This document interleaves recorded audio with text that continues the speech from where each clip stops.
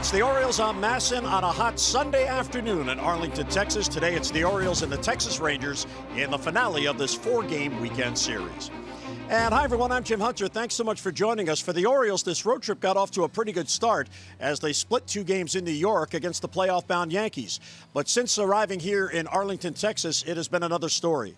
The Orioles ran into the hottest team in baseball. Texas has scored 102 runs since the All-Star break, more than any team in the major leagues, and they have kept that going in this series. You look at the numbers in this weekend series, Texas has won all three games. They've out-hit the Orioles. They've out-hit by a long shot with runners in scoring position. They've outscored the Orioles 31-12. And for a team like the Orioles built on the home run, Texas has out-homered the Orioles. The starters' ERA, a big discrepancy, and the bullpen ERA as well. And Jim Palmer, Texas borrowing a page from the Orioles. It's all about the long ball. A couple of big rallies in the first two games, but last night they won 3-1, all three runs on a couple of homers. Yeah, and yesterday was actually a very playable game. Bundy pitches well.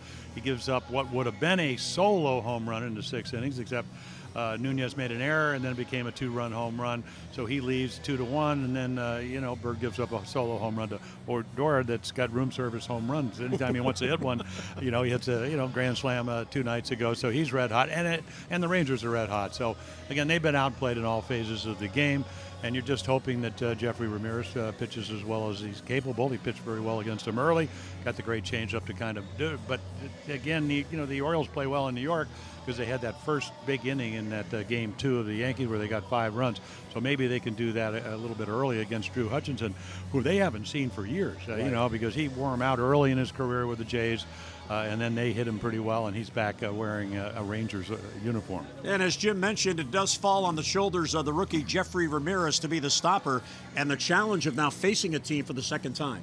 Well, it is, and I think the pitch count for Jeffrey is about almost 17 to 18 pitches per inning, mainly because he's got a real good changeup, he's got a good fastball, command a little different issue.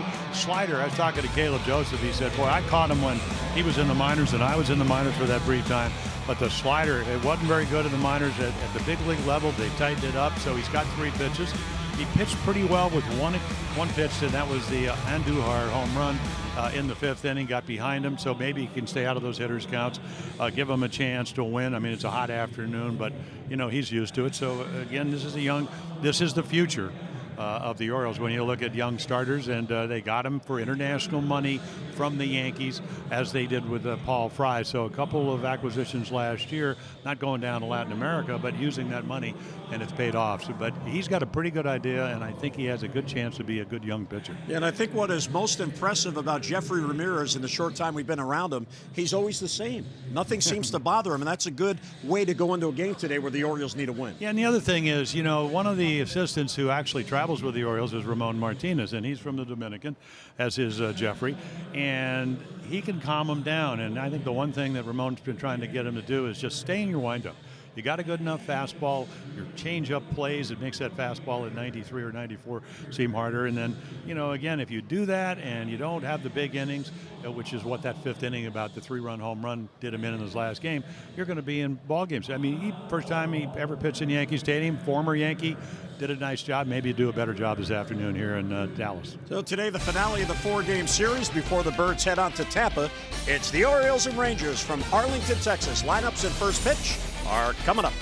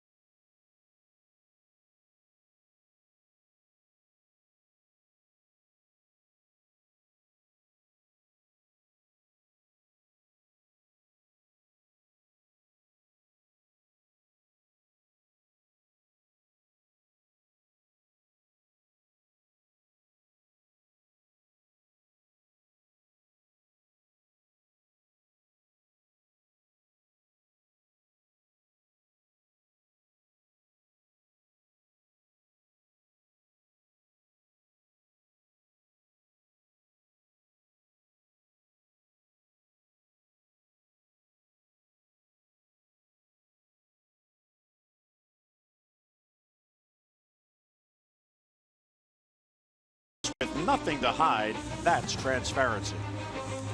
Well, another lovely day, another warm day in Arlington, Texas. Game time temperature brought to you by BGE Home. We know more, we do more. 95 degrees with a slight breeze, that humidity on the rise up to 37%. And we have mostly sunny skies in Arlington, Texas. Let's get a look at the Orioles Southwest Airlines starting lineup presented by Southwest. Low fares with nothing to hide. That's transparency. Jace Peterson gets a start in left field. Tim Beckham in the number 2 spot. Tim's bat has come on. You see hits in 10 of the 14 games since the All-Star break. VR Trumbo Valencia with Mancini at first base again today. Nunez, Rickard, and Wins for the O's. And as we mentioned in the opening, Drew Hutchison, he comes, he started with the Phillies this year and then went over to the Dodgers, was pitching in AAA, had an opt-out, and went 4-1, pitched real well. So four-seam slider, that's an important pitch because, he's not overpowering. I mean, 91 with good stuff, got a change-up. So, again, that's this season out of the bullpen for the Phillies. Actually did a pretty good job. Had one bad outing against the St. Louis Cardinals. So, again, a guy that early on in his career, you'd go, I don't know how he's doing it, but he's getting us out. And then they would score him a ton of runs. And then later on, we'll show you some numbers, a little bit more of a struggle. But a guy, 31 and 22 in the major leagues with an ERA a little bit under 5 runs a game. So that's high, but again, only 27 years old. So Texas, they are rebuilding as well and looking for quality arms. And here's Peterson swinging at the first pitch, and he is on with the leadoff single. So Jace Peterson wasting no time, and he's on here in the first. Yeah, take a look at the defense for the Rangers. Calhoun, Robinson. We got Drew Robinson in center, and then Chu, who played the first 2 nights, DHing and playing right. He's back in right. Profar made the end of the game last night with a great play. Beltry getting the day off. Andrus Odor, red hot. Guzman and Chirinos doing the catch and hit a home run on Friday night. There is the heating up Tim Beckham. See, the batting average is up to 235. And ever since the Orioles got here to Texas with Jonathan VR joined the team, Tim has been moved to the number 2 spot. Today with Adam Jones getting a day off, VR is going to bat third. Look at this bunt. Profar throws off balance, and he got him. What a play by Profar. Well, you would think that Adrian Beltry, even though he's 39, with his 5 gold gloves, is playing third. So the line drive to end the game, and it's a pretty good bunt. But against the anticipation, scouting reports tell you he'll bunt. We've seen him fake a bunt early on. And we mentioned over the course of this 4-game series for Profar, if you're Jeff Bannister, can he play third? Can he play short? Andrus has an opt-out, but he makes a great play. Now, I don't know if they'll give him a sacrifice, but they probably will because he got the runner over. But that was a bunt for a base hit. So here is Jonathan VR, who bats third today with Adam Jones getting a day off. And the fastball's upstairs, 1-0.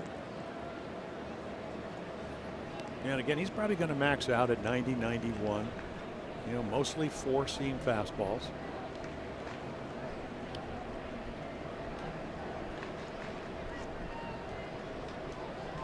VR last night took an 0 for 4. He had multi-hit games in his first 2 games with the Orioles. So he comes in today 357 with the O's, 5 out of 14. Well, he keeps hitting ground balls up the middle and nobody plays there. So Andrus not only holding Peterson with good speed at second, but also a little bit more up the middle. Yeah, Drew Hutchison is never going to be a stuff guy. It's a matter of, staying out of these counts. Being able to pitch to both sides of the plate. How do you do that? Well, you got to be ahead. And I am sure that's why he's traveled over the last couple of years, even though he's got a winning record, lifetime in the big leagues. Good cut there on 3-0, 3-1. Well, drafted by the Blue Jays 15th round back in 2009. And the Blue Jays eventually would trade him to the Pirates. And that was in August of 2016. And that's where things began to turn for him as he bounced around. He signed with the Phillies in February, was let go, signed with the Dodgers June 16th, and then opted out, and here he is. In fact, he just signed his contract today. He had the opt-out. He was doing well. As you mentioned, the Rangers were looking for starting pitchers. We saw Gerardo pitch earlier in this series, only 22 years old. We saw last night Mike Marner was a terrific 3-year deal, so he's certainly penciled in, or he's in all kinds of ink. And there's the curveball, and didn't go. So the check swing call goes VR's way, and here comes Mark Trumbo, who last night reached a career milestone with his 1,000th career hit. And on top of it, it drove in a run. Yeah, I mean, a really good swing. Good pitch by Minor. You kind of reduce that, negate it by the approach inside out. Drove in the first run, home run, 2-run home run on Thursday night. So there are the numbers with the Angels, then to Arizona, then to Seattle. And then comes over to the Orioles in 2016, leads the major leagues in home runs with 47. Got away with that. Swinging, pops it foul. What was that, a hanger? And just foul on the Rangers dugout. Yeah, sometimes you hang them just a little bit out of the hitting zone. And certainly, if you go back and if you look at that swing, that was one of those 3-run home run swings, and it was certainly a pitch to do it with. Well, Trumbo last night became the 37th different player to pick up his 1,000th career hit wearing an Orioles uniform. Now, that doesn't mean all 1,000 hits with the Orioles, just wearing the uniform when you picked up your 1,000th hit. 37th since the franchise moved to Baltimore in 1954. So that actually is a small number and shows you how difficult it is to accumulate that many hits. A little cut fastball, or either that, a fastball that has just outside movement. So Mark, not a lot of at-bats against Hutchison, but 2 for 4 with an RBI, strikeout. Actually, no strikeouts. That's a good thing, because that's what he's looking for here. That or a double play ball. A lot of room in that left center gap. Hutchison ahead 0-2.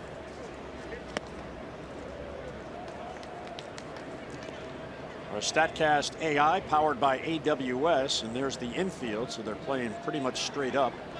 And the ground ball percentages where Trumbo hits them on the ground in the infield. So well, we penciled slider because that's the pitch that comes into play right here. That's a double play, strikeout pitch. Changeup. So he's got them all, and apparently he's going to use them all. What you liked about that StatCast, Jim, is the highest percentage for Mark was right up the middle. Well, you go back, and of course his best year from a home run standpoint, 47. That's 2016, but he got 4 hits opening day that day here, and 3 of them were to right field. But you were mentioning last night, I mean, he's one of these guys that works very hard at his craft. Love to hit home runs, but also like to drive the ball up the middle somewhere. Line drive, and there's a base hit for Trumbo to center field. Peterson will be sent. Here's the throw home from Robinson. It is up the line. Throw back behind Trumbo, and now they have him in a rundown. Who are they going to go after? They have VR between second and third, and VR is going to be tagged out as Trumbo occupies second base. And now Trumbo going back to first. And VR, that's a smart thing because he's faster. So if one was going to be in scoring position, VR said, you go, I'll stay here. Yeah, and what happened, of course, Trumbo thinks that because Drew Robinson arrow mails everybody, doesn't hit the cutoff man, that Villar is going to get a read on that. Of course, the play's behind him, and he's going to go to third. So not only can he get the RBI, which gives the Orioles the lead, and this is a blown away slider. So right here, Villar, he doesn't read the throw. I mean, the throw's in the air. Probably could have gotten to third. With Chirinos, nice play, immediately sees that. Now they're going to run him down. So, I mean, you just keep going, keep going, keep going. And what he says, go, because, hey, I do have better speed. Great point, Jim. So the run comes in. Trumbo's retired 2 down. Here's Valencia. Yeah, on paper, that is not a good base running play, but I think the anticipation, because, again, if you're Mark Trumbo, you know Villar had 62 steals a couple of years ago, leading the National League. Just figured he'd go to third. He didn't. Yeah, the replay we saw there, VR seemed content just to get to second. Yeah, and then again, you have to imagine he's coming into second. The throw is actually back over his right shoulder, so he does not see the throw. It's very hard to go to second base, turn around because of the timing, and see the throw offline or, you know, missing entirely the cutoff man. 1-1 is lined right to the shortstop Andrews, and that'll do it. So Valencia right on the nose, but he hits it right at Andrews. Those get a run. We head to the bottom of the first. Jeffrey Ramirez takes the mound.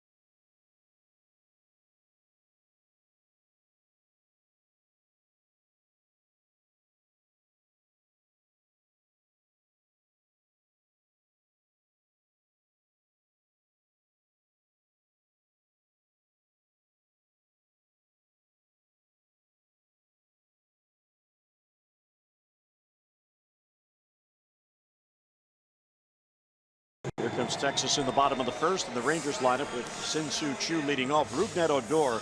Orioles are having a hard time getting him out. Not only 5 for 9, but 3 home runs and 8 RBIs, and he has scored 6 runs in the first 3 games in this series. Andrews, Profar, and Gallo. Beltre gets a day off. Chirinos, Guzman, and Calhoun, and Drew Robinson patrolling center field. And Jeffrey Ramirez, 24. Last year he comes over from the Yankees, 10-3 at Trenton. That was their Double-A affiliate. Goes to Bowie, goes 5-0. Great numbers. And the reason we do the changeup, because again, these guys can hit the fastball. How do you slow the bat down? So to me, the changeup's real important, as is the slider. But what kind of command will he have with his fastball? And I don't mean strikes. I mean, can he stay out of the middle of the plate? Great hitting ballpark here in Texas. The ball 1-2 Choo. So there are the splits. He does tend to dominate right-handed batters, which is probably why there are 7 left-handed batters in the lineup today against him. Well, that's why the changeup could play, and they played a similar lineup the last time. And it's a foul ball. Mancini gloves, nicely done. And he just made a new friend. Well, it's like playing on a pool table. That's how fast his infield is. And the wind, last night it was blowing our papers everywhere. So it's already doing that. Well, a little bit, but not to the extent. So maybe the wind blowing a little bit more out. More like Thursday and Friday night. Because the Rangers scored 15 on Thursday, 11 on Friday. Whereas with 8 and 3 in the first 2 games. And then last night was kind of a pitching duel. Choo fouls it back. See, and you're a little bit late on that ball. I mean, normally if it's a fastball count, he's trying to hit that ball out. But because of the changeup, they remember it. And you talked about it last night, the challenge of not back-to-back starts, but pitching twice for a young pitcher against a team that's really swinging the bat. And the changeup will have a lot to say with his success. Just outside, ball 3. Now, if you're Ramirez, inexperienced at this level, but he's been in pro ball a long time, and now you're facing a similar lineup. It was a couple of weeks back. It was right before the All-Star break. Do you change your game plan, or do you stick with what worked in that game? Well, if it worked, then you kind of do what you did. Mancini.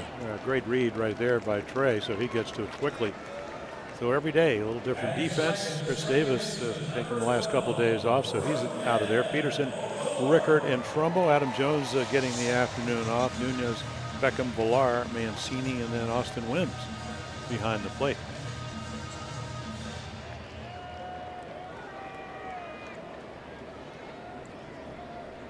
But here is Rougned Odor, and maybe Ramirez will have better success against him. Comes in batting .274. And since the All-Star break, he's just batting .418. Yeah, well, one of the missions was to have him have as good an August as he had in July when he was the Ranger of the month. 30 for 88, 6 home runs. I don't think anybody ever doubted his power, but when you give a young player, and they did, I mean, they gave him what, the $49.5 million deal that again has another option, so it could be a lot more than that when he was age 23. But will you swing at balls versus strikes? He's been a lot better. He walked 5 times the first night, even though he did hit a home run, and they weren't intentional. So you're seeing a guy that has slowed everything down when you make a mistake, and you saw it on the grand slam off of Hart. You saw him on he hit a rocket off Paul Fry, another lefty. So he's seeing the ball, and he says, hey, shoot. Not only strikes, but quality strikes to hit. Weak pop-up. There's Nunez at third, and he's got it. 2 men down. Time for our Maryland Live Casino Inside the Numbers, and let's see, Ramirez day night. Yeah, well, he's a morning person apparently. Yes.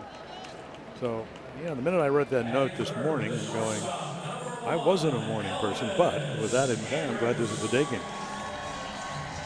But you ate pancakes before you pitched. Isn't that breakfast? It is. You weren't a morning person? No. I said today I wasn't. Oh, today. Yes. One of those, even though last night's game was very, very, very quick. About 2:25. Yeah. There's Elvis Andrews. Line to right field. Trumbo on the run. And it's past him and against the wall. And it deflects away from Trumbo. Let's see what Andrews does. He's thinking 3, and he's going to cruise in the 3rd with a 2-out triple. Yeah, well, the wind's blowing out. There's no doubt about it. I mean, you know, he gets a fastball. Chris Andrews coming off his best year, broke his arm early, so numbers aren't quite as good as last year. But look at this. I mean, he just shoots it out there. And it just kites over his head. And then a little corner out there. So it's an easy triple. He'll trot into 3rd. So Andrews with that base hit has equaled his career high. He's now hitting 16 consecutive games. The tying run at 3rd with 2 down. Yeah, and really of the guys that play semi-regular, Calhoun a little bit higher. Profar comes up. He's got, what, 292 with runners in scoring position. So he's played everywhere, 1st, 3rd, couple of games. Big 3-run home run on Thursday night to give him the lead. That was a tough break for Trumbo out there because that wall by the bullpen, it juts out, and it hit by the globe part. If it hit where life is, it would have come right back to him, but because it hit globe where there's an angle, it deflected the other way. Well, yeah, the good news is there's 2 outs, so that extra base hopefully doesn't have any meaning. I mean, now it does put pressure on your infield. That's the difference between, because we see a lot of guys, and this wasn't the case, that they turn triples into doubles. They you know, just coming out of the box. But that ball, because of that Karen we talked about, there's no way that you're going to not get to 3rd base. Austin Wynn's very good defensively, so any ball in the dirt you would think he'd block, keep it in front of him. Perfect pitch. Austin very happy to be getting a start today. He has about 25 family members here, including his parents and siblings from California. Well, very conscientious young catcher. I think he knows how important catching is, and you know, if you're going to be a backup guy or even eventually a starter or whatever, you better be able to call a good game and frame and block balls like that, change up in the dirt. That's where that triple versus a double comes in. You see, I see things. And I observed yesterday you were in the clubhouse having a long baseball discussion with Austin Wynns. Well, we were talking about catching and then hitting, you know, about hitting and, you know, working the count, kind of talking really about Odor. I mean, how they've gotten to him. Hey, it's not, you just don't swing at strikes till you get to 2 strikes. It's quality, something you can hit, something you're looking for. And there's another good block on the slider. That's a good one. And of course, he's all ears because I think, you know, again, here's what we're talking about. And no chance of getting by him. And unfortunately, that was a ball out of his hand, so Profar didn't swing at it, nor was he tempted. Well, you would think, even though Gallo, who's 3 home runs in this series, this would be just, hey, I'm a changeup, finish it, right to the glove. And there it was. And he gets a piece to stay alive at 3-2. But when you're swinging the bat well, and the Rangers are, they take those pitches and they turn it into another chance. That's an out pitch. That's a perfect changeup down and away. If you're not cutting your swing down, we see the Orioles do it all the time. Some guys do it pretty much all year. Swing through it, go get your glove and go out. So now he has another chance. And then you become a tough out. Time requested at the plate by Austin Wynns. You saw Mark Carlson point to the catcher. I think the baseball terminology now is you grind out the bats. And the 3-2 is upstairs, ball 4. So the inning continues. Profar will take first. Well, just think about it. I mean, by fouling that ball off, what happens is now he gets Joey Gallo up. You know, Gallo, you look at it, well, he's only hitting 194, but he does have 29 home runs. He turned that 0-0 game last night to 2-0 on a 1-2 pitch hit down the right field line. Hit one on the upper deck the other night, so he's red hot. He's having a very good start to August. Just under 500. 7 home runs since the All-Star break. Andrews at third. Now Profar at first. Profar has good speed. And here is Gallo. You're seeing exactly what I talked about, how pitch count gets up. 19 pitches now. This will be number 20. Profar bluffs going and wins.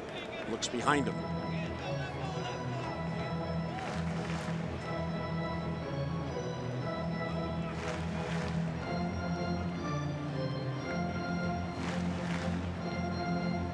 See Wins, he's signaling the middle infielders what he'll do if Profar takes off, in case Andrus breaks from third. Well, if you have a good base runner, and Profar, of course, and got pretty good speed. If you're Jeff Bannister and you're managing the Rangers, said, well, you might do that, but then if you do that, will you walk Gallo? So I don't know if he'll be running him. I wouldn't think that would be the case. And Wins has done a very good job, albeit in few opportunities, but he has caught 4 potential base stealers and 3 have been successful. So his caught stealing percentage is 57%, well above average. Meantime, 2-0 on Gallo. And then if you're Jeffrey, you want to hold him close. You don't let him get a running lead, but you better concentrate on Joey Gallo at the plate. Well, Andrus is getting a big lead because of the shift. Beckham is doing all he can to keep him as close as possible. Yeah, but that's why you take a stretch, and you would do that anyway because of the runner at first. But you always do it whether there's a runner at first or not because of that shift. Upstairs, ball 3. Now we're going to have a pitch count if he's able to get Gallo out. I mean, you're going to be at least 25 pitches in this inning. And a lot of it has to do with that foul ball that Profar hit. That perfect changeup down and away. Just nicked it at the plate, kept the bat line, walked him, and now you got the home run guy, and you got to be really careful. Andrus a third of the way down the line. The 0 is outside, ball 4, so 4-pitch walk. See, so this is a young pitcher that's not wild. It's just what happens is that you get caught up in the game. The triple, that certainly puts pressure, and then you're trying to be perfect.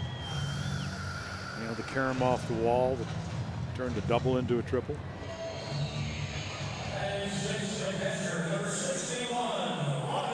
So here are the road trip numbers for the O's. 2 in New York. This is game 4 in Texas. Birds have gone 1-4.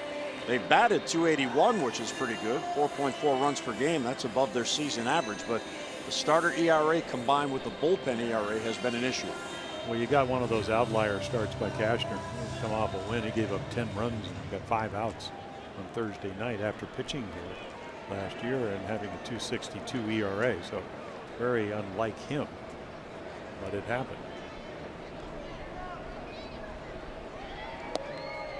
Well, nowhere to put the hitter Chirinos, who takes ball 1. See, and then Jeffrey just overthrows that first pitch. Chirinos hit a hang-in slider the other day. Home run, I mean, way up in the X's. Smoked it. And of course, that's what he does. 15 home runs on the year.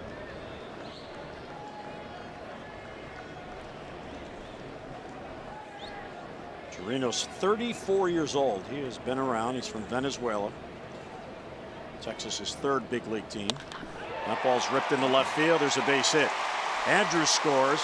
Coming around behind him is Profar. The throw home is not in time. There's a 2-run single for Chirinos, and the Rangers get the lead.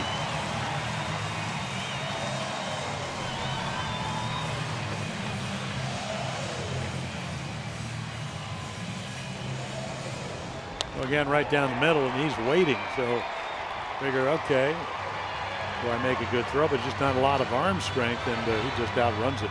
So good jump, good secondary lead, and the lead 2-1 on the 2-out base hit. All the little things.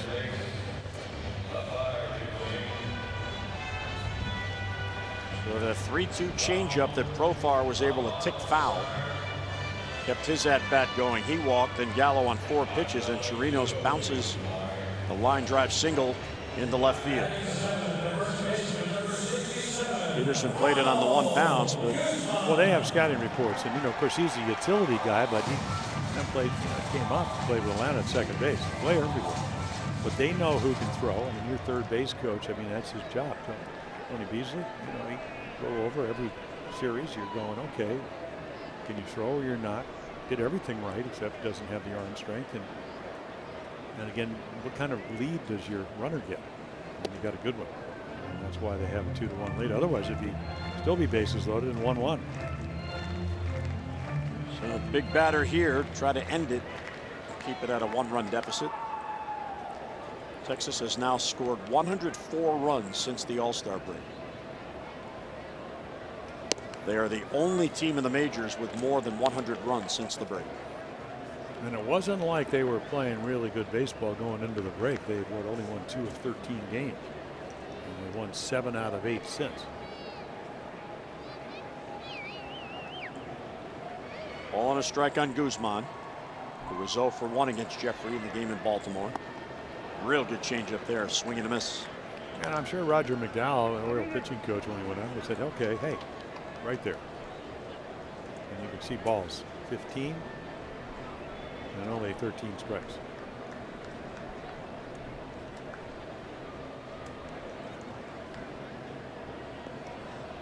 He gets ahead of Guzman, 1 and 2. 2 on and 2 out, 2 runs in. And that perfectly. You could see where the glove was. And those are the strides that Jeffrey Ramirez is going to make. Can he throw in both sides of the plate? Got a good example right there. He did. But for Guzman, he fouled it off. Well, the other advantage, and you mentioned it earlier, both these catchers, Wins and Caleb Joseph, have caught him here in the big leagues as well as in AAA. And he got him with a fastball, went right at him, and a swing and a miss. But Texas gets the lead. 2-run single by Chirinos through 1. 2-1 Rangers.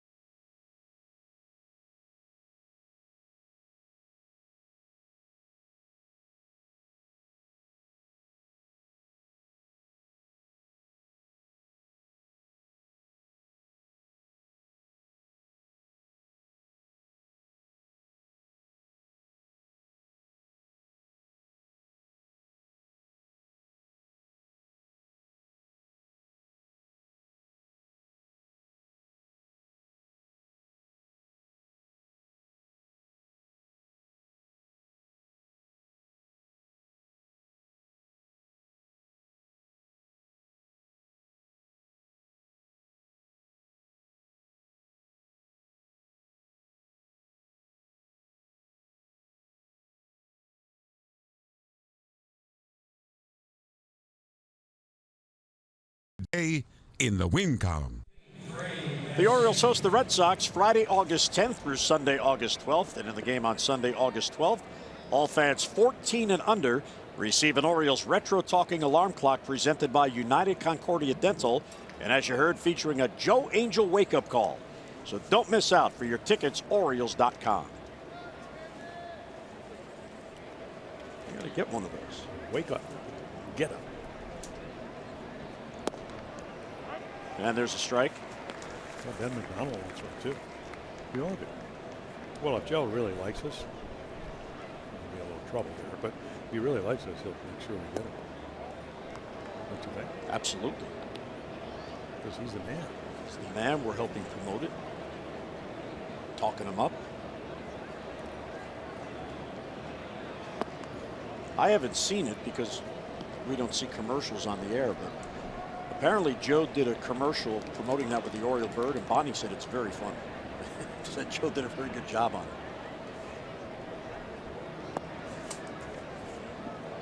And Mancini working the count here. Gets ahead 3-1. Nunez on deck, and then Ricker. So Joe Angel on video. Yeah. Oh, really? Because I always tell him, you got a great face for radio and all that. Because he just kind of laughs. And he's a leadoff walk. Yeah, I think this. Hopefully Ramirez will settle down, but Drew Hutchison kind of not overpowering stuff. Our Maryland Lottery contestant of the game, John Twigg of Ellicott City, has won $500 for being selected and will win $500 more for every Orioles home run hit in the game today. You could play Home Run Rich's scratch-offs and win up to $50,000, or enter non-winning tickets for a chance to be the contestant of the game. Visit mdlottery.com/homerun. Here's Renato Nunez. First ball swinging, pops it up. Big swing and just missed it. Right where Andrews had him played and one down.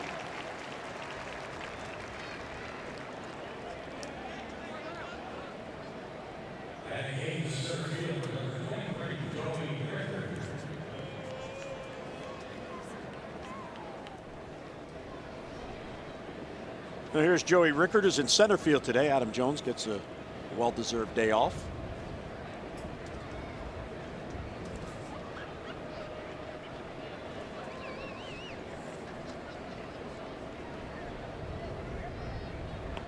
Well, the first will chase Mancini back, and Trey's going to love that. Yeah, but the Rangers dugout wall. Well, of course, he just got back to the big leagues. And maybe the preparation not as, because he's not running, not stealing. Orioles rarely hit and run. I would imagine, he would be the type of guy, and not, I mean, not that he's slow, but if you play behind him, he would take the extra base, heads up base runner. Yeah, he's a very good base runner. He's just not a base stealer. Think about Mancini, and Buck talks about this all the time. He's a very good observer. He watches everything. He learns. He's always willing to learn. He's always willing to work.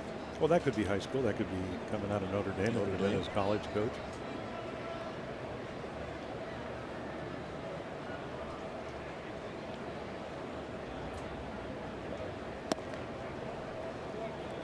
Well, when he was at Notre Dame, he was the Rookie of the Year his freshman year.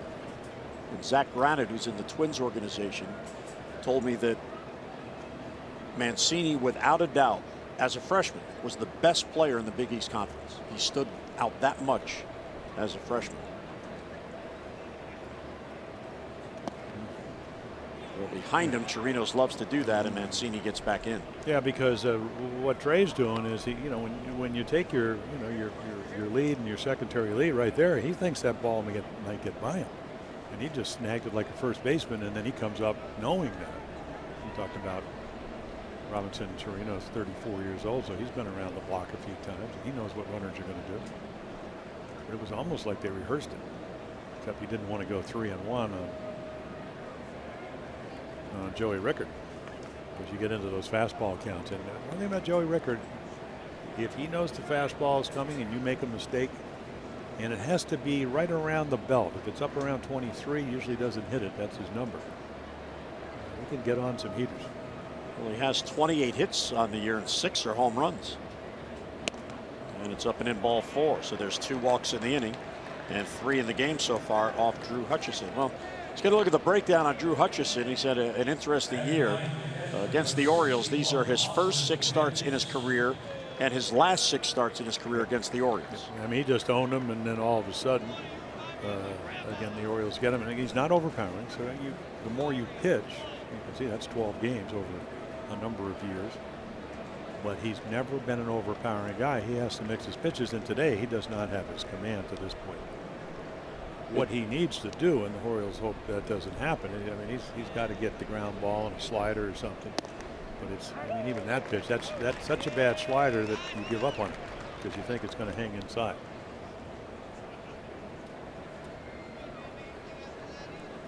Austin wins his 2nd start on the road trip. He caught the first game on Tuesday in New York. Caleb has caught all the other games since. But in the game on Tuesday, he had a big game. A couple of hits, and right here, I mean, he smoked the ball all the way to the gap, and the Orioles get on the board, and then he dumps one into center. So you move him back there and you hit one in front of him. First multi-hit game of his career. Not a lot of at-bats. And he does have a 3-game hitting streak going, 4 for 8 in those games.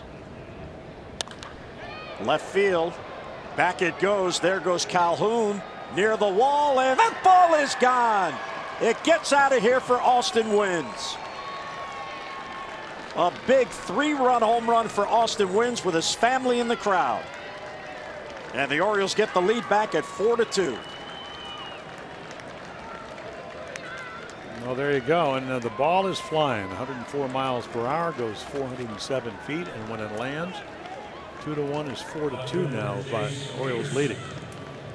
You talked about what we were talking about. I was just talking about, he's still got to hit it. I said, hey, you look for your pitch until you get the 2 strikes. He looked for a fastball, got the fastball right down the middle and didn't miss it. Well, that's got to feel good for his folks. Well, how about him? Well, him as well, but you want to make your parents proud. Oh, yeah. But, I mean, look at that. I mean, it's just kind of a meatball down the middle. Still got to hit it, ready. And the one thing about him last year, he came on the radar because he hit the ball a lot harder last year in Double-A Bowie. Average, home runs, not a lot, 10, but, average up there over 280. So he came on the radar is not just somebody that's a good catch and throw catcher. Hard hit ball. Guzman goes down to get it. And he takes a base hit away from Peterson. Nicely done for the second out.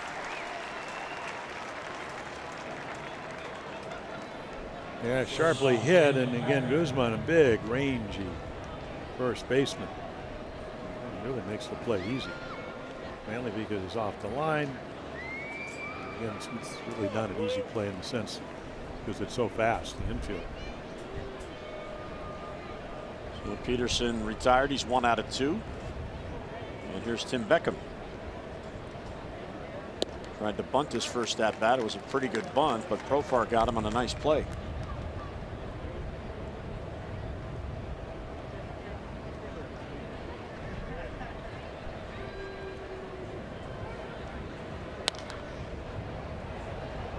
Foul that should be back in the crowd, and it will be. And Jim, to answer your question from the first inning, the official score was very generous. He did give Beckham a sack. Well, it moved the runner up, but that wasn't the intent. No, but if you're going to give it when you give yourself up, what's the difference, really? And actually, it benefits the ball club more if you try to bunt for a base hit and get the same result. Only Profar's great play negated that. I understand. Well, tradition is that if you think it's a bunt for a base hit, you usually don't do that, but it does serve the same purpose. I mean, I'm still a big proponent. If you want to get the game back to where it should be, guy runner at second, nobody out, and he gets to third on a ground ball to the right side, you should get a sacrifice. Because you move the runner over, you make the next better. And it doesn't have to hinge on whether the guy gets him in or not. It really changes the course of the game. If you're the manager on the other team, hey, am I bring my infield in? If I'm a pitcher, am I going to maybe try to strike the guy out and walk him? It really changes the whole way the game is played by playing smart baseball. Reaches for it. Here's Profar again. And again, he gets Beckham at first in a close play. So the inning ends, but the Orioles get the lead. 2 walks hurt Hutchison. Austin Wynns comes up. His 3rd home run of the year has put the O's on top.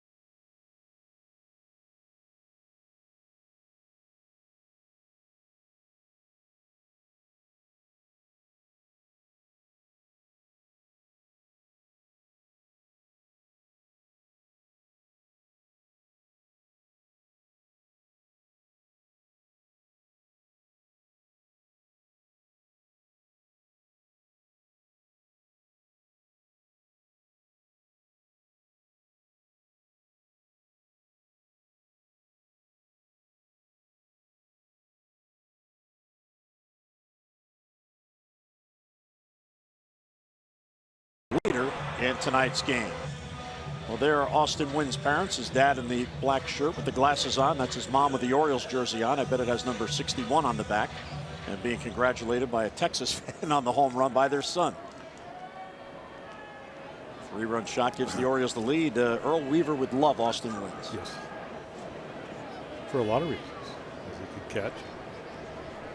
So there you go, Mr. Ramirez. Throw some strikes.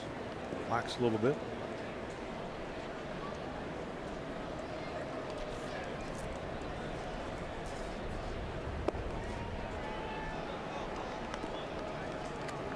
Calhoun leads off, then Robinson and Chu.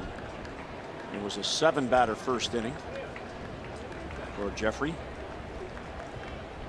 Well, Willie Calhoun, definitely a high ball hitter. We saw that clubbing some doubles the other way. Comes over in the Yu Darvish trade from the Dodgers last year. 31 home runs in the minor leagues between the two organizations. Can hit a little bit. And only 5'9".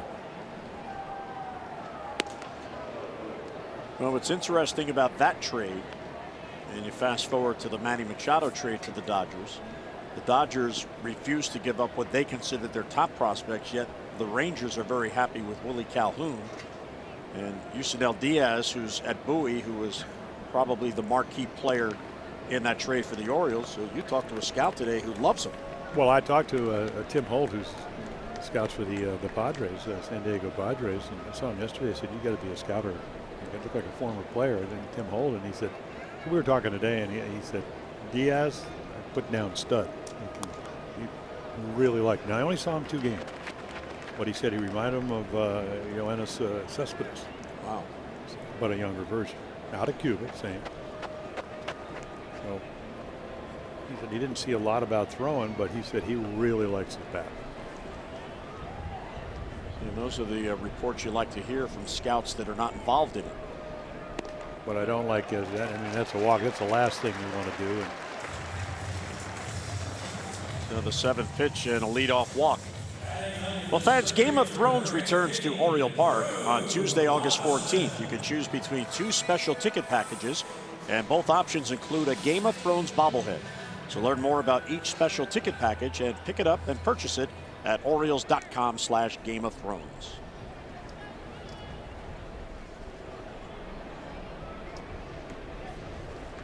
And here's Drew Robinson, and he'll take a strike. yeah, Drew, 175, but he's been up 80 times. He played a little bit last year. Came in for defense last night in the ball game.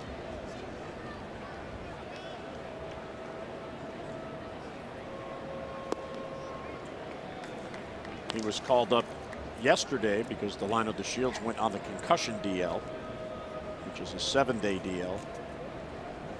Still feeling the lingering effects. A diving catch attempt at center field at Fenway Park the week leading up to the All-Star break. Way out in front. Well, looking fastball, getting fastball. And, that's, I talk about it. I'm sure if you're listening, you're going, well, I'm getting a little nauseous, but just think about it. You go up to home plate. If you're Drew Robinson, you don't have to play a lot, but if you're a good young player, you usually can hit the fastball. You get to look for it for the first 2 pitches, or you get to look for the changeup. And it depends what the scouting reports say. They'll also tell you the velocity, and maybe, and you look at film, and then you see, okay, is 93 really 93? Is there some deception?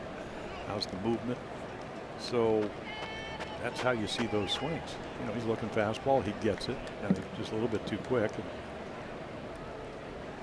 So for Jeffrey Ramirez, if you're going to win up here, this is a changeup count. He throws him a fastball. And it's in the gap in right center field, and that goes all the way to the wall. Calhoun heading to third. He will be held by Tony Beasley. So Texas coming right back at Ramirez, second and third, and nobody out. Yeah, see, so I have no idea why they threw him a fastball. Early on, I mean, if you can hit that ball about 40 feet foul, he hit it with one hand. And most young hitters are fastball hitters, so unless you make the perfect pitch, the ball down easier to get to. And Calhoun, otherwise that would have been a triple. If he scores, it's going to be 4-3, and Robinson can run. He'd been on third base.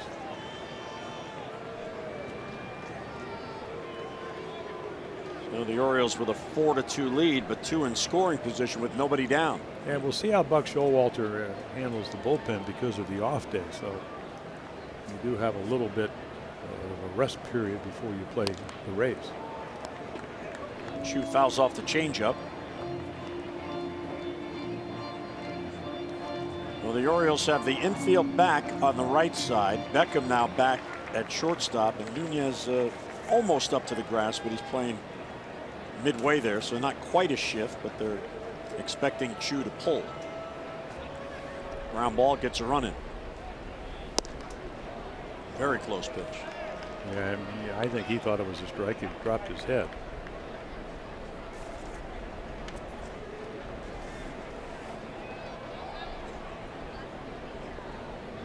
Chu has one of the best batting eyes in baseball. His on-base percentage, .388. And he is 3rd in the league in drawing walks. Skied the left field. This should be deep enough. Peterson should throw to 3rd. Tagging is Calhoun. He comes home, and Peterson does throw to 3rd, and that keeps Robinson at 2nd base. So there's a sac fly and an RBI, and it's a 1-run game. Yeah, he just looked for a pitch. He actually could hit in the air. Now, if he did more, get himself another RBI, but that's what you were talking about, Chu. Veteran hitter, knowing what he wants to do, what the options are. So Robinson stays at 2nd. Alert play by Peterson. That was only the first out. If Robinson gets to 3rd, he then could score on a sac fly. The 4-3 game. Here's Odor, who popped up in foul territory to Nunez at 3rd base.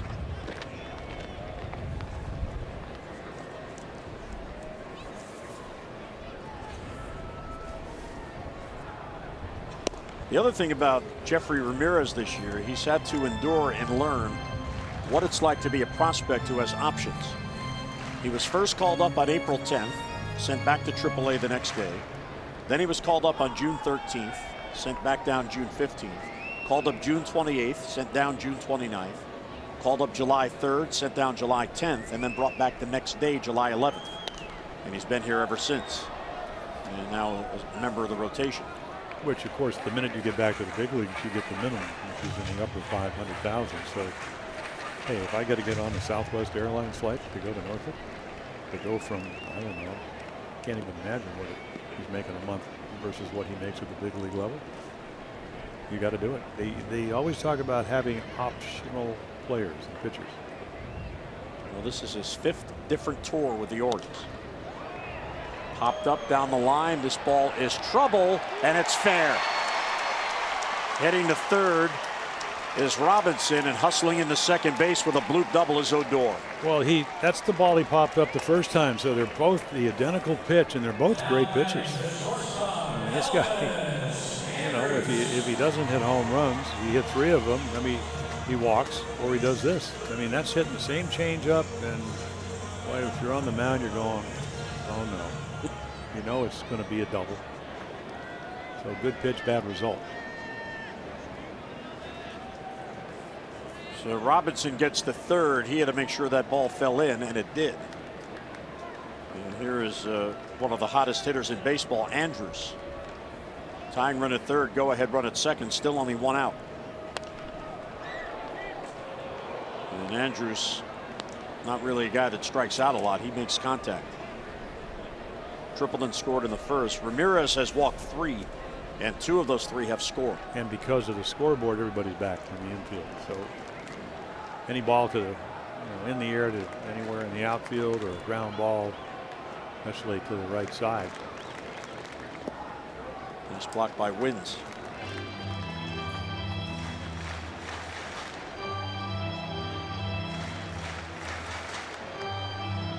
A 30-pitch first inning for Jeffrey Ramirez.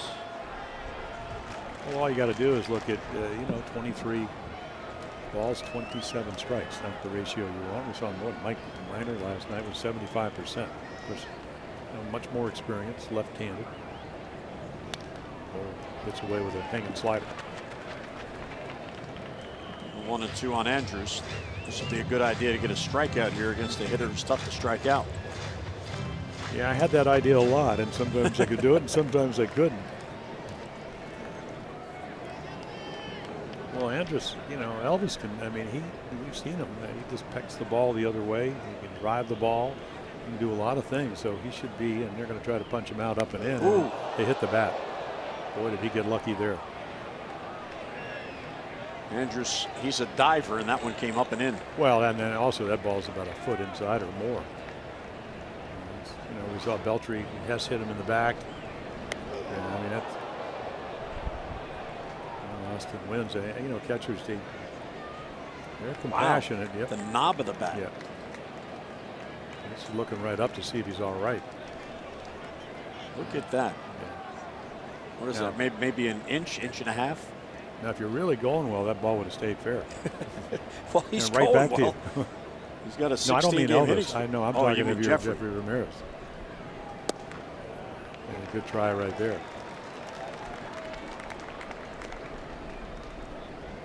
Well, this Rangers team, they lead the American League in strikeouts. They have struck out 1,072 times. But again, the hitter at the plate, Andrus, is a tough guy to strike out. 2-2 is low ball 3. Wouldn't chase the slider. Well, and again, you talk about ball out of your hand. That's exactly what it was. And the fastball in front of it. Yeah, Jeffrey, when he gets a little more experience, if he's going to be good, he'll just have to be able to command that outside corner. You know, Dylan Bundy struggled a couple of times. I said, would you work on 24 straight fastballs low and right or righty? Hits you wind up back into where you're in touch with. 3-2, ground ball to second. The tying run will score. VR plays to the first base, so Andrus comes through. As Jim mentioned, the Orioles this early in the game had the infield back, so it's all about the hitters today. 4-4 in the second. Well, this whole inning is about experience. You know, Chu, runners at second and third, hit the sacrifice fly right there. That was a very good slider, but he knew where everybody was playing. Put it in play like you're playing Pepper. Hit it to the right side. You get yourself an RBI. Game tied.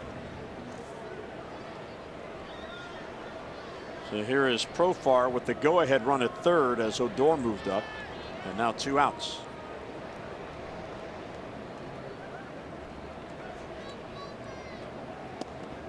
Just outside, so he's trying to hit those corners and he's just missing.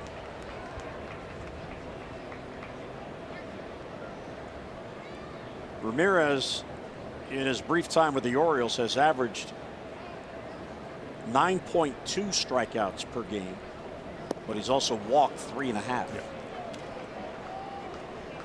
It's a swing and a miss there, 1-1. Yeah, and you look at Jeffrey, and because of you know, the pitch count, hadn't pitched over 5 innings. And that he gets quickly to 90 pitches, whether he's pitching well or not. You know, even in the Texas game in Baltimore, where he only gave up 2 hits, he had the 3 walks, 94 pitches in 5 innings. Well, that's a little over 18. Just outside. Well, in baseball, it's so true. It's when you play teams. And the Rangers, prior to the road trip leading into this series, were one of the more struggling teams in baseball. And then they got well on the trip. They won a series in Houston where they swept. They won a series in Arizona. And they found their strokes. And now it's hard to find a hitter not hot in this lineup. Great play by Wins. You're sitting on the outside corner and you catch this. I mean, I almost hit him. So there's the definition right there of a catch and throw guy. And also 3-run home run power. Throw that in there. What's the scouting report on Austin Wins? Well, he can catch and throw and he can hit 3-run home runs. 3-1 on Profar. And he lost him. So Profar has walked twice. That is the 4th walk allowed by Jeffrey Ramirez. Well, the good offensive teams, and we've seen it, you know, I played on those teams. The Orioles were those teams. Tanner Scott getting loose. You know, the Yankees, the Red Sox, hey, pass the baton to the guy behind you. And that guy, by walking, of course, Jerks and Profar happens to have 29 home runs leading this team. And that's how you get the big innings. Well, Joey Gallo, he walked his first at bat. He has homered in 3 straight games, and he has 7 home runs since the All-Star break.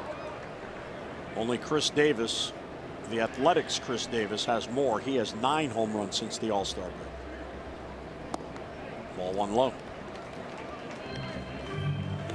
Yeah, I think for Jeffrey, and I learned this when I walked 130 and 129 innings in A-ball. I went to instructional league and they said, okay, throw me 10 fastballs in the middle of the plate, knee high.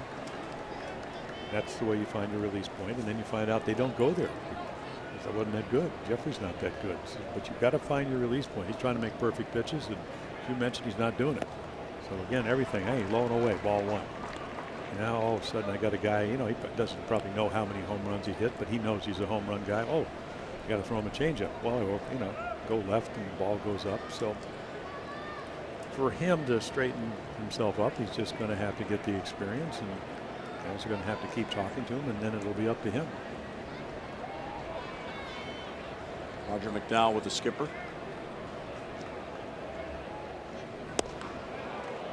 Outstanding call there by Wins. Fastball count, he gave him the changeup.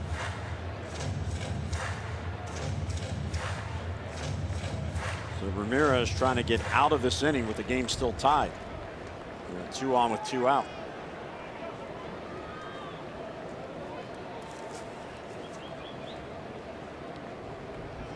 Odor's getting a huge lead off third with the shift on. Broken bat line drive, and there's a base hit. Odor comes in and Texas gets the lead. All the way to third goes Profar. He makes a good pitch. He saws off the bat, but it finds a hole. So 5-4 Texas here in the second. Yeah, I don't think it really jams him. I just think he hits it up on the trademark, and again, they got the shift on, but he doesn't. Hits it more to center field. He gets an RBI. Hits a single, which is something. Doesn't get a whole lot of those. 32 all last year, and that gives him the lead.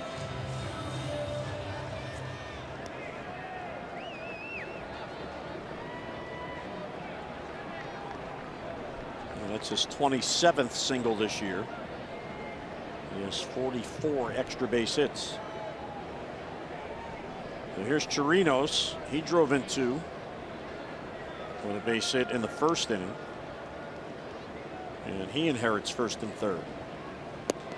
Inside again, ball 1.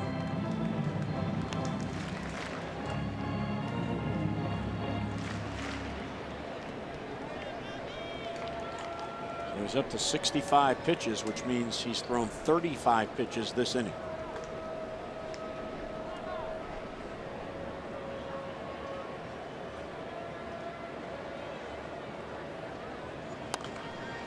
Coming into this appearance, he had seen AL West opponents, Jeffrey, twice. He had the 5-inning scoreless appearance when he relieved Jimmy Yacobonis at the game at Camden Yards. Jimmy pitched the first 4, and Jeffrey 5 scoreless. And then in his no decision against the Rangers on June 14th in his start, he had 5 scoreless innings. So he had 10 scoreless innings against the AL West coming into this game, and he's allowed 5 runs already through an inning and 2/3.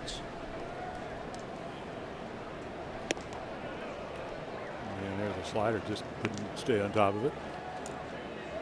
Well, it's rather obvious he's just not on the top of his game, and we don't, you know, he's so inexperienced, we don't really know what the top of it is. But we do know that usually, you know, the changeup plays up. He's able to get ahead, which he can't do today. And then any changeups hit yet.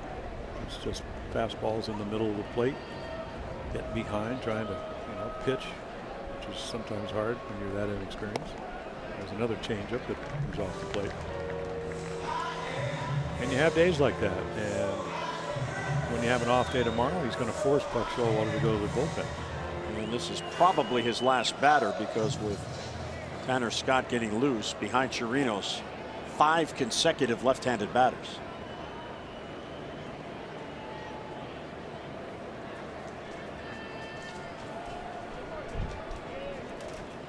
And he walked him. And that is the 5th walk and the 3rd in this inning. And here comes Buck Showalter. So it'll be a very short afternoon for Jeffrey Ramirez, who twice his team gave him a lead, and twice he has given it back. So Tanner Scott comes on, bases loaded, 2 down in the second.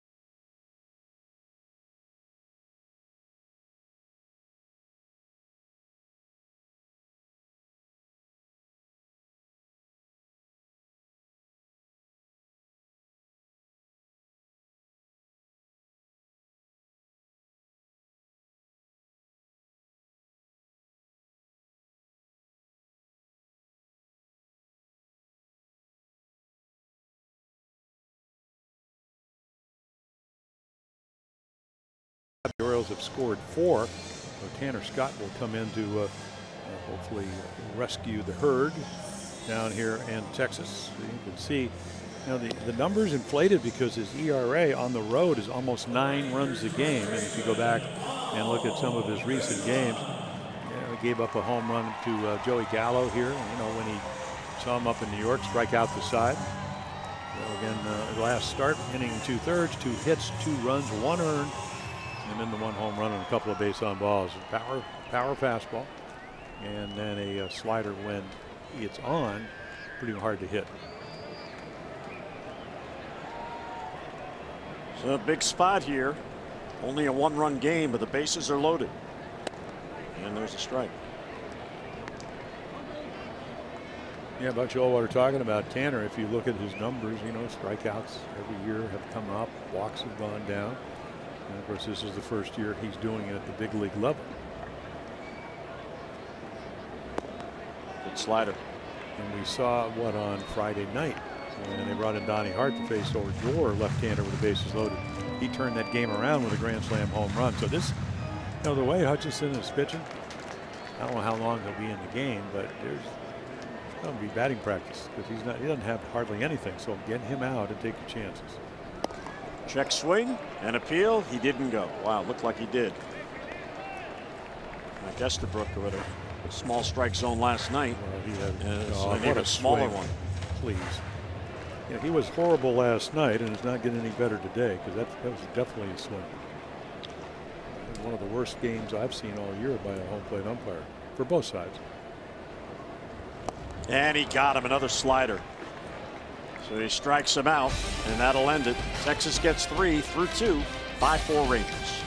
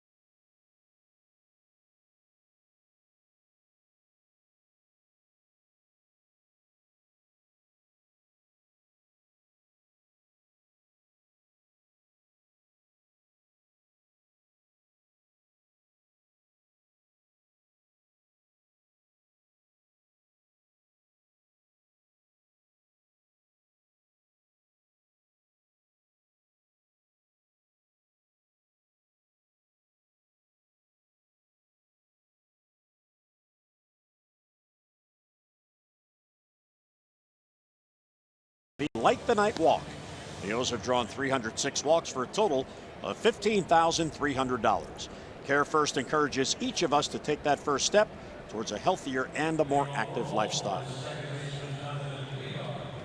Orioles fans, the Hawaiian shirt, that looks like the new edition. They are everywhere. Yeah, what do you think? Is the Hawaiian shirt or the floppy hat the most popular giveaway? I think the shirt. Well, I don't know about the giveaway because I don't know how many they give away. No, but I mean that fans really want, because the floppy hats are very popular. Yes, but and that's something you can wear pretty much more so. Like, you don't wear this shirt to the gym unless you want to be noticed. You will be noticed. So here's VR. He shows bunt. He takes a strike. That got Profar moving. So now it's the Orioles' turn to answer. Those got a lead in the top of the first. Rangers took the lead back in the bottom of the first. Those got the lead in the top of the second. Rangers got the lead back in the bottom of the second. And we'll see if Drew Hutchison can calm down a little bit. You talked about the early success with Toronto. won 13 games back, went 13-5 in 2015. They got him just shy of 8 runs a game. That's good. That'll work. And he still threw 17 pitches per inning that year. Well, again, he's always had a pretty good idea how to pitch. He's just never been an overpowering type of guy. So he's got to make his pitches, and he struggled with his command, at least so far. That could change, of course. VR really has a pretty good batting eye. And it's only the 4th game we're watching it, but I really like how he works the count. He's very patient. He was one of the best players in the National League, 2 years ago. 285, 62 steals. Wow! And he led off with power. He's the perfect thing for the Orioles. Now, so was Jonathan Scope. So.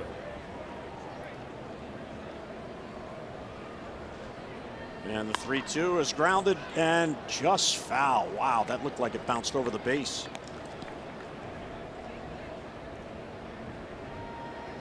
They are with a smile. He almost had one. Bobby Dickerson's talking to Mike Esterberg saying, what do you think about that? That bounced over the base.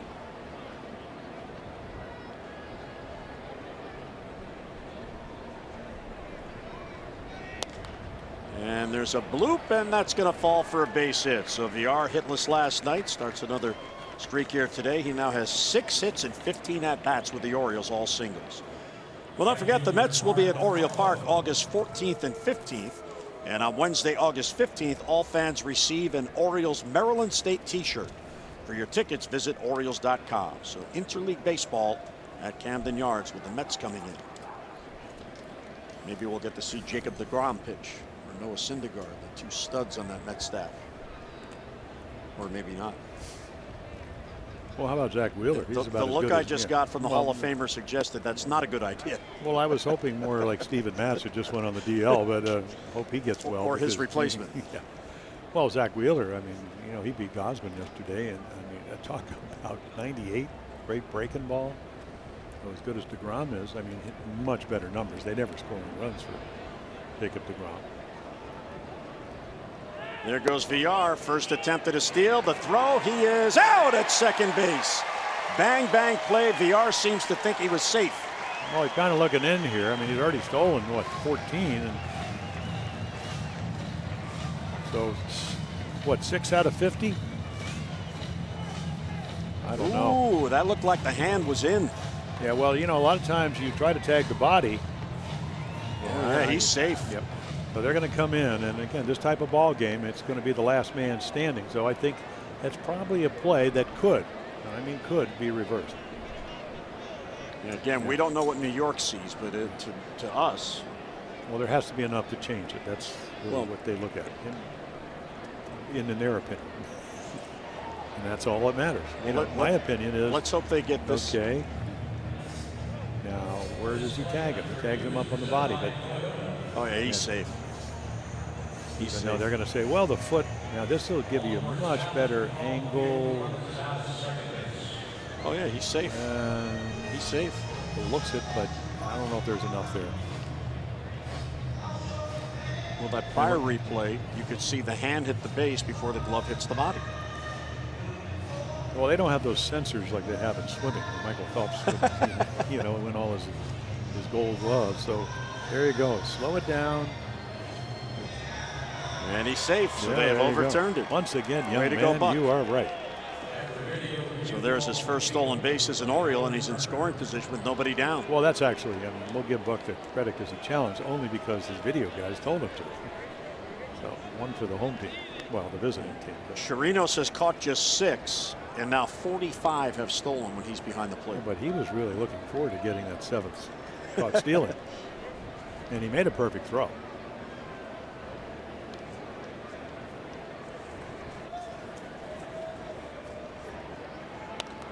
Foul back. Let's get a look at our PNC inside the numbers in Mark Trumbo. These are the different situations with none on, batting 300, runners on 198. So a 102 difference. That is the biggest, largest difference. Yeah, the runner in scoring position number, and it's kind of reflected in that with runners on, because obviously it could be in second or third down at 200. Trey Mancini also in the top 5 in that. Well, again, because of the runner in scoring position number. But not a lot of quality pitches for Drew Hutchison to this point. Wind blowing out, fast infield. Hasn't been around long enough to try to invent something or reinvent himself. Left field. That ball's back. That has a chance. And that ball is gone. And the Orioles get the lead right back. Mark Trumbo with a 3 RBI game as he homers. And the Orioles jump back on top. 6-5 O's. Well, that's the second 3-run RBI game in this series. 3 RBIs on Thursday, almost 5. Great play by Gallo down the right field line. So the hanging changeup. Mr. T doesn't miss it. Tees it up.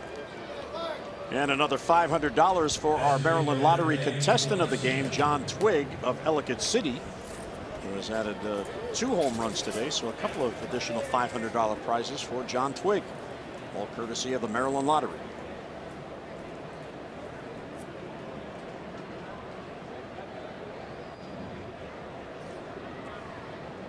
Still nobody out. Here's Valencia. Hard hit ball. Profar again to his left and takes a base hit away from Valencia. Well, shortstop range, and you know, again, that's why he's there, and he's going to play short and play second, first. Let's get a look at Trumbo's home run swing. Well, it's a changeup, and it's belt high, or really thigh high. Where do you want it? Right there.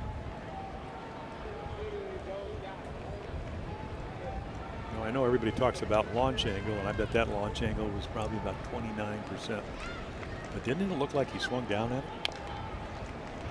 I mean, it was 30. Now, how would you know that was 29%? I'm fascinated by it.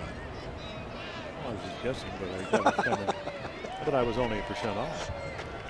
Well, you know, Devers hit a home run 40%. That's like almost straight up. Bo Jackson hit one in Kansas City. You know, it went about 450 feet, but it was like kept going. Yeah, it was like a 40-degree. Before they did that, you just could tell. I mean, the only reason I say that is because after a while, the line drive's 15 degrees. The optimum home run swing is supposed to be 26, so that one had a little bit more loft, so it's just kind of adding. We're ready, man. I mean, day game after night game, but they're not going to bother us with an off day tomorrow. There.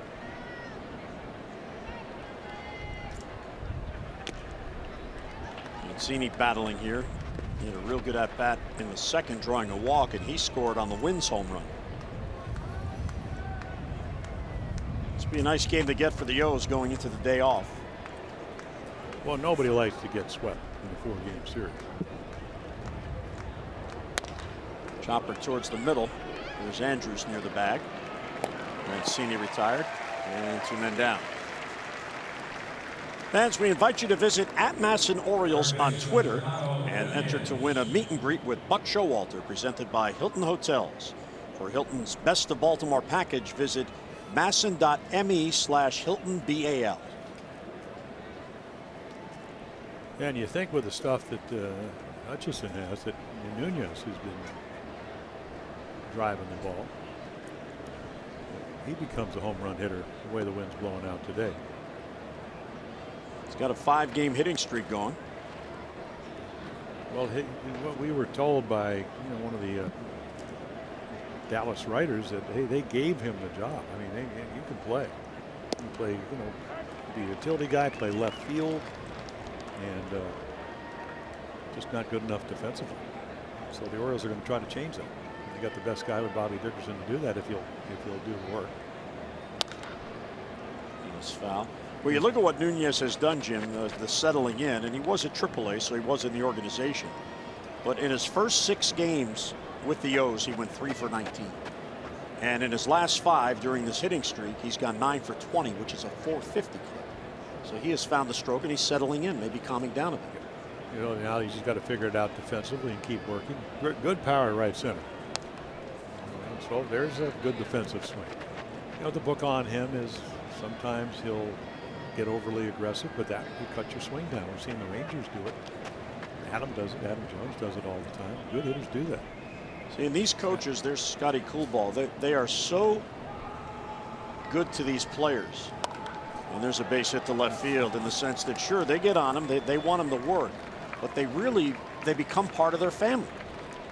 And all you had to do was see Tuesday when Bobby Dickerson had to talk about Jonathan Scope being traded. And Jonathan had to talk about, Bobby Dickerson helping him. Yeah. I think they care, and if the player understands that, you could learn more because the coaches are willing to do whatever they need to do to help you become better. So Nunez now with a 6-game hitting streak, and here's Rickard.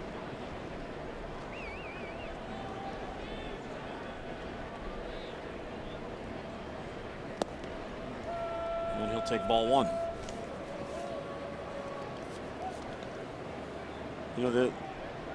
Probably one of the best traits that all these coaches have on this staff is they have the ability to make you feel welcome. And with so many new players coming in, that is a really good trait to have. Well, they all came up through the minor leagues. So that's what you do in the minors. You sign guys, you trade for guys.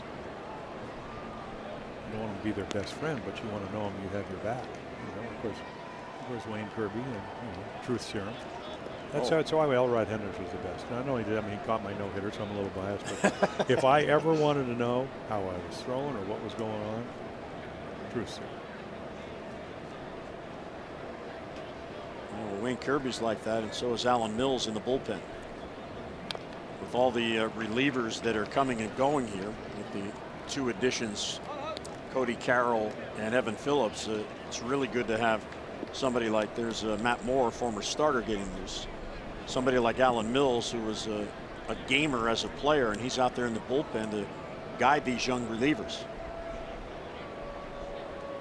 Well, he did it. He was a terrific reliever for the Orioles. He came up from the Yankee organization. And so Rickard battling here, 2-1. Jump foul. So Drew Hutchison, doesn't have much of a fastball. Getting behind, getting in the middle of the plate. That's how he's getting up 6 runs. So trying to change up, but that's the one. That's hung one to Trumbo. Joey walked and scored his first at bat. And somehow trying to get out of this inning. The pitch is just a slider. He just hadn't been able to throw that slider low and away for the righties.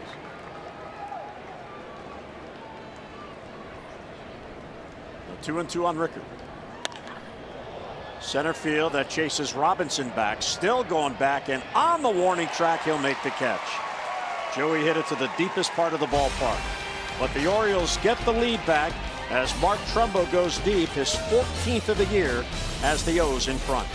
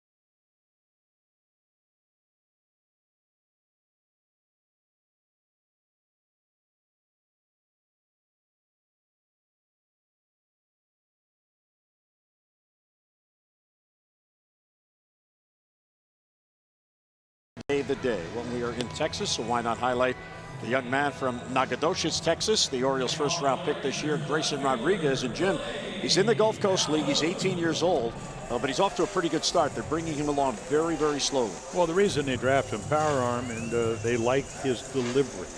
You know, they made some mistakes in years past of getting guys that, and of course, he's a high school guy, college pitchers that, you know, maybe had pretty good velocity, but funky windups, and that usually doesn't last very long. But kind of like the fact, and I will guarantee you he'll give up a run before his career's over. Nothing but yet. Off to a good start. 0 runs allowed in 12 innings. And the other day, 2 days ago on Friday night, he pitched 3 innings against the Gulf Coast League Rays, and that is his longest appearance so far. And he's being brought along very slowly after a long high school season. Willie Calhoun up. Ball hit towards the middle, but there's Beckham. He'll play the hop. And he throws out the hustling Calhoun. And 1 away. Orioles baseball on Masson is brought to you by PNC. Make today the day. There go the Longhorns, Jim. Well, there they go. And they're going from one part of town to the other. It's over in Fort Worth. Fort Worth, yeah. Look at all the fans. It must be a parade of Longhorns. There we go. That is a beautiful looking animal. He's got Scully. He's a Saturday game of the week. They come on right, coming to you on horseback. Grab yourself a chair. I met the Longhorns, not the horse. Well, horses are beautiful too. Didn't you see the horse? I did, but Somebody I has was to get those cows where they would need to go. Come on. You know, that would be a good job for you. No. You know, in the off season, you know, hop on the horse. I went riding. You know, my youngest daughter Kelly, who actually lives not too far from here, but she used to ride early on. When I grew up in Arizona, we used to go over there from California when I would go over to Eastern and go riding, and then when I went there a couple times, I never hurt your ribs, hurt your rear end. It's dangerous. The horses don't like you. There's a lot of things that. Not to mention the smell. I would be stunned that a horse would not like you. They just seemed you're not Mr. to like. Happy. Yeah, maybe I was a little. Yeah, maybe it just seemed not to like me. It's a by him in '96, 2-2. Well, he hit the double off of Jeffrey Ramirez. Fastball down to hit. This is a little different. Slider count right here, but you got a lot of options once you get the 2 strikes.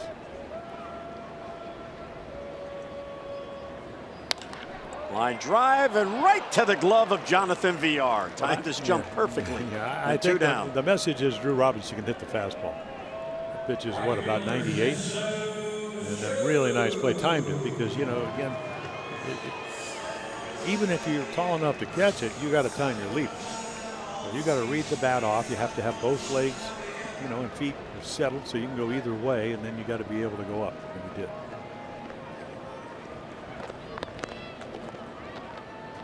So 2 down. Here's Chu.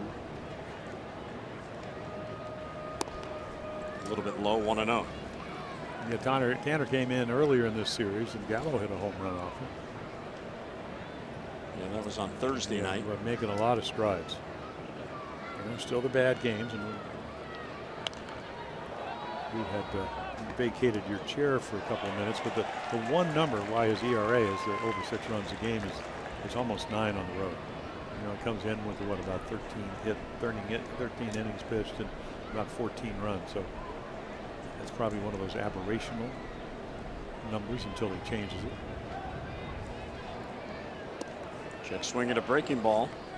Appeal, and he went. Making up for last inning when he missed it. Let's see here. Oh yeah. Stop the hands, but not the bat hit. Chu from South Korea, 36 years old. This is his 14th season. You forget that way back when he originally signed with Seattle. And then he was traded to Cleveland. Cleveland traded him to Cincinnati. And he came here. We had that one great, really great year with Cincinnati, and that got him a long-term deal here. 7 years, $130 million. Still has 2 years to go. 2-2, check swing at a breaking ball. They appeal. That time he didn't swing. So he Each team getting one there on the check swings. Tells you, though, that slider is really busting down. Well, he's got a good one.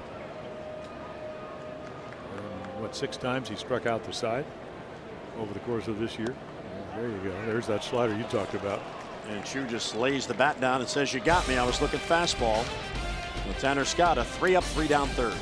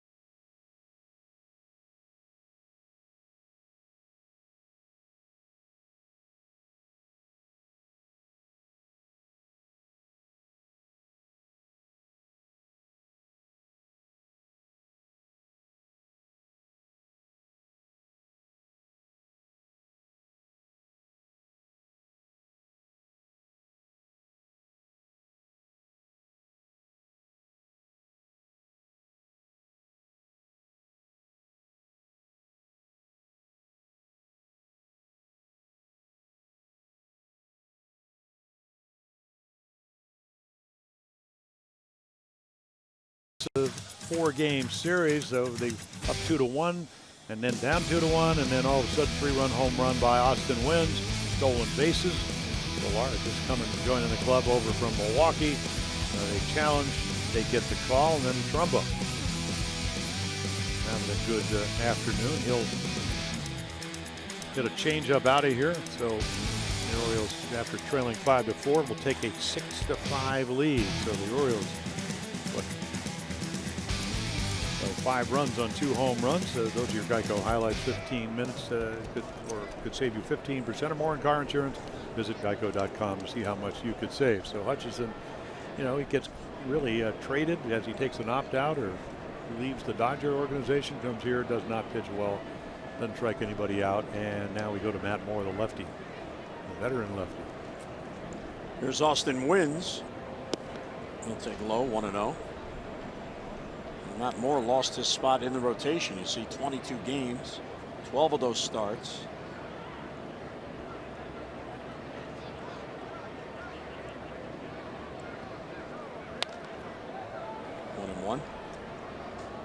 Yeah, the velocity down from what came over from the Giant organization, so all the numbers up. Home runs are up.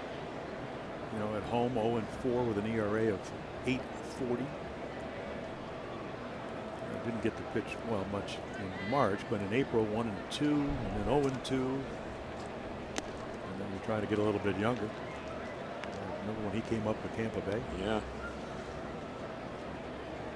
Since moving to the bullpen in 9 games, he's pitched to an ERA of 6.88. He was 17-4 with Tampa Bay back in 2013. And then the Tommy John. Really never been the same pitcher, at least lost some velocity. You know, a little bit of a breaking ball changeup. Got in New Mexico, easy windup. Yeah, he's another of the very many pitchers that the Rays draft out of high school and then bring along slowly. They all follow the program there, and it's obviously a good one because they have developed quite a few high school pitchers. Yeah, Kyle Snyder, who we'll see, he was actually he's the minor league guy now. Jim Hickey going to the Cubs. He's become the pitching coach. And fooled by that one. And a good slider. So Wynns down on strikes and 1 away. Yeah, I think it's very difficult sometimes for starting pitchers because you know, when you're starting, you have your routine, so you're in the bullpen, but able to throw enough strikes to get to that count, and that's about as good a breaking ball as you can throw. Not to mention, he's probably paying attention. Austin Wynns hit that 3-run home run on a 2-1 fastball.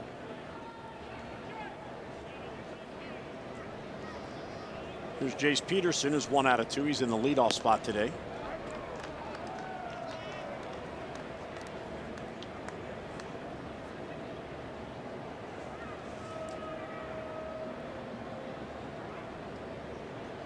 Peterson 5 for 15 on the road trip.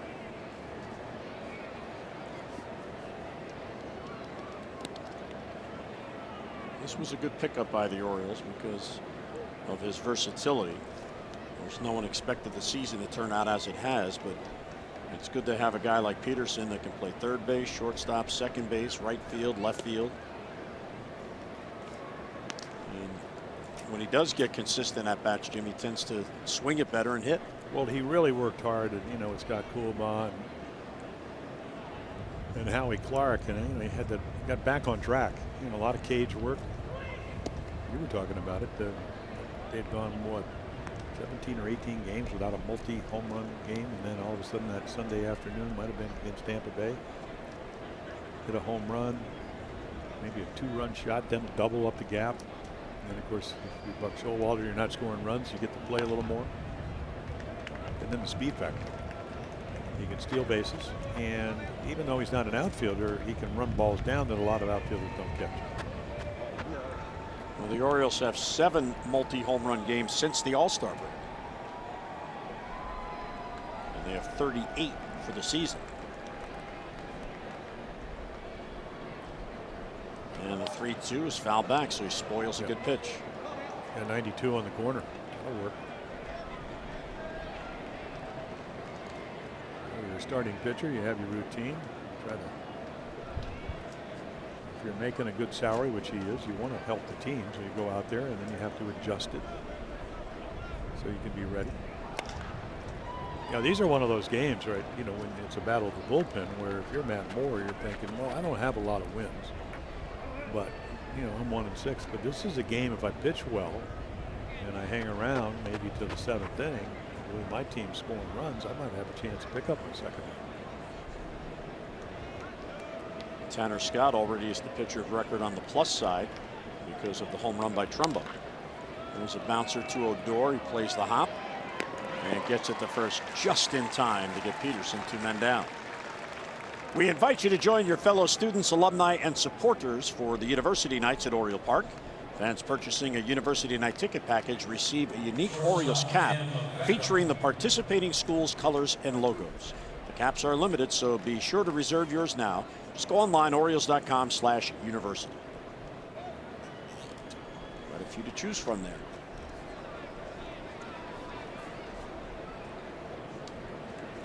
Two downers, Tim Beckham.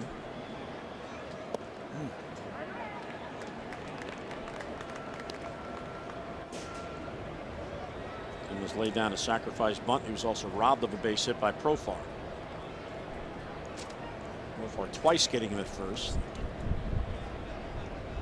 the bunt, it took a good play. Off speed pitch down and in. Well, we've seen a good curveball. We've seen a good slider. 93 on the corner usually works. And coming off a year, I mean, he was San Francisco last year. He got 31 starts. ERA was almost 6 runs a game, so that's a pretty good place to pitch, especially at home.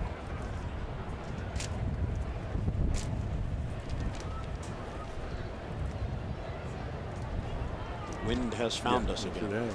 Wind tunnel. Well, early on, it seemed like the way the ball went, it was carrying out.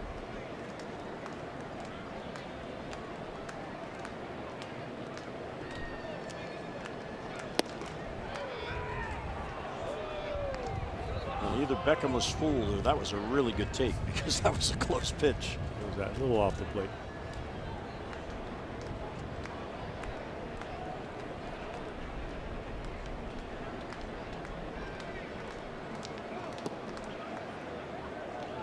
Count. back in his favor at 2-2 after falling behind 0-2.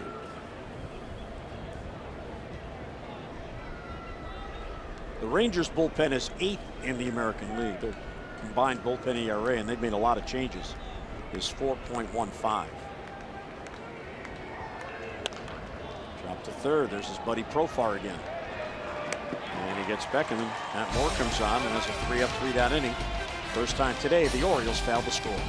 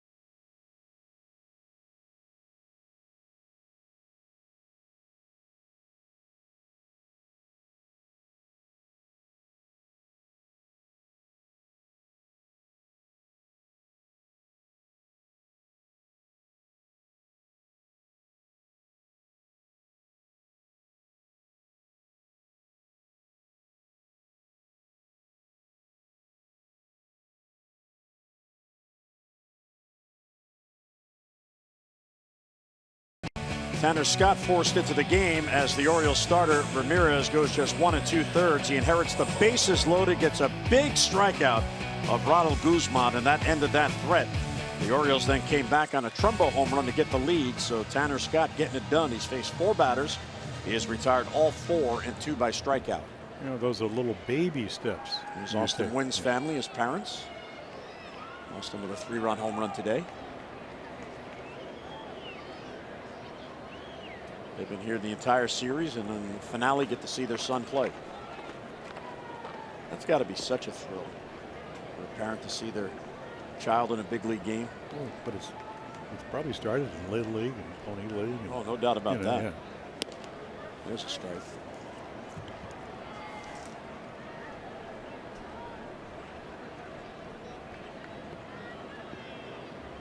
Odor doubled and scored. It was a bloop down the left field line in the 3-run second inning for Texas.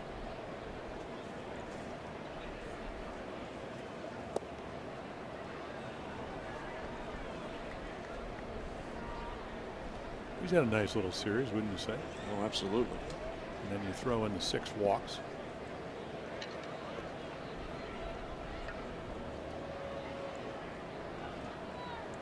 Well, he seems to have adopted your credo about hitters. Until you have 2 strikes, wait for your pitch, because he is taking a lot of pitches. Well, in this series. Chu had a lot to do with that. And that's what we talked about right there. Look at that 545 in this series with grand slam, 2 other home runs, 6 walks, a lot of runs scored. Well, every hitter can do that. Just some are more disciplined or more schooled than others. Just missed inside. Yeah, I mean, it's everybody says, hey, get it, have an idea, get a good pitch to hit. So you can pretty much, you may not get those pitches. You can have an idea. You may not always get a good pitch to hit, but you can have an approach until you get the 2 strikes, and then you scuffle because you got to hit everything. Until then, why try to do that? And he got him. Another good slider. So 3 strikeouts and 1 away. Well, the fastball's a little bit straight, even though it's 96 to 99. So this pitch, I mean, it goes straight down. He gets on top of it. And that's one of those sliders, even if you're looking for it, you're probably not going to hit it. So 3 strikeouts and 5 batters for Tanner Scott. And here's Andrews. tripled and scored in the first, then drove in a run to tie the game with an RBI ground out in the second.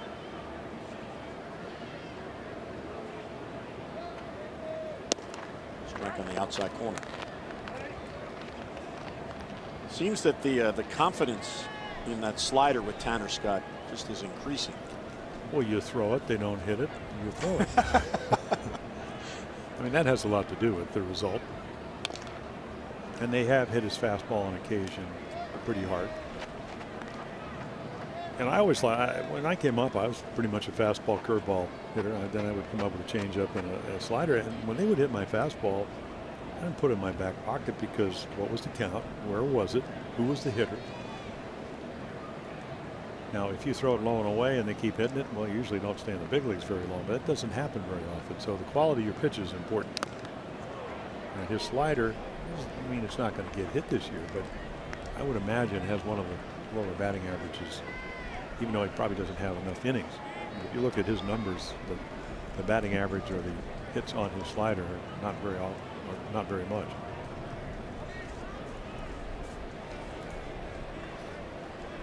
There's another good spoil of a pitch by Andrews, who has done that all series. There's a chopper. Ooh, big hop for Tim Beckham. He gets his man and 2 men out. The fourth inning of Orioles baseball is brought to you by the all-wheel drive RAV4. Toyota, what drives you? Visit buyatoyota.com for great deals. They drive fast in Dallas. Yep, a lot of pickups. We're in Ford country. They're one of our sponsors. Yeah, Ford. Yeah, okay, it's Ford country. So quite a bit of those back and forth to the hotel. There's Profar, that right-handed against Tanner Scott. Well, one of the great. I'm driving through Louisiana, and I text Ben McDonald, and any place I can get some gator nuggets, and I'm within a minute. He gives me an address of where I'm only kidding. It says right around from LSU where I went to school.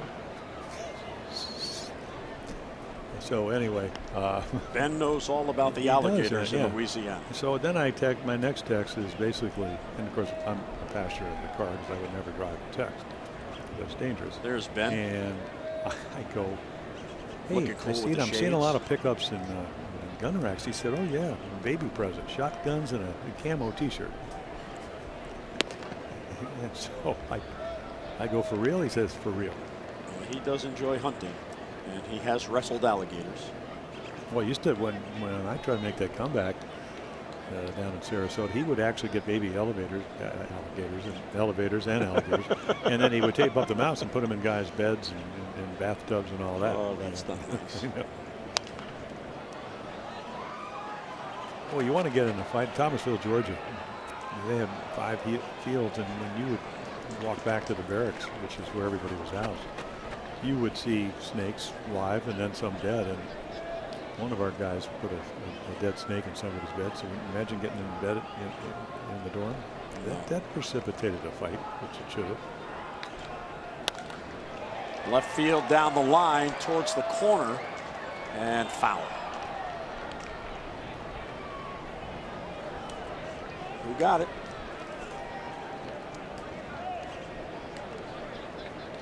So far just missing. Trying to hit it out right down the line. He hits about 25 points higher, but not as many at bats, and only 97 and 252, and only 2 home runs versus 9 hitting from the left side. But with this wind, and you hang a slider, let's see if you can get maybe a fastball in. And there's a ground ball. Well, he can hit a little bit, and that's why they've stuck with him, all the arm injuries, and still very young.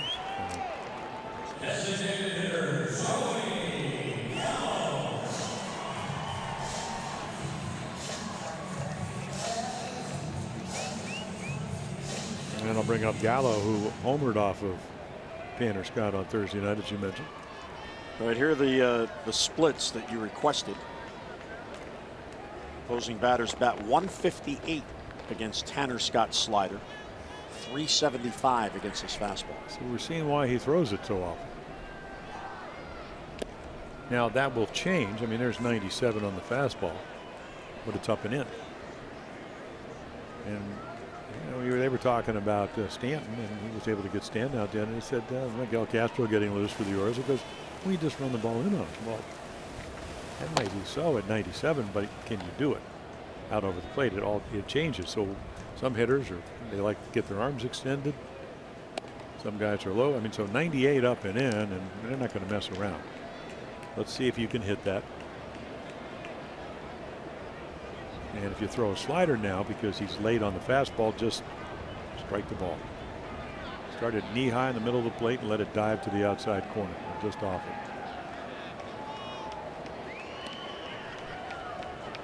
Gallo now with 15 RBI since the All-Star break.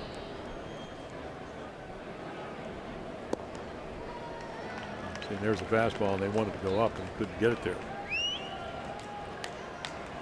Here's the probability of where he hits the ball. Almost a certainty, isn't it? Yeah. On the ground.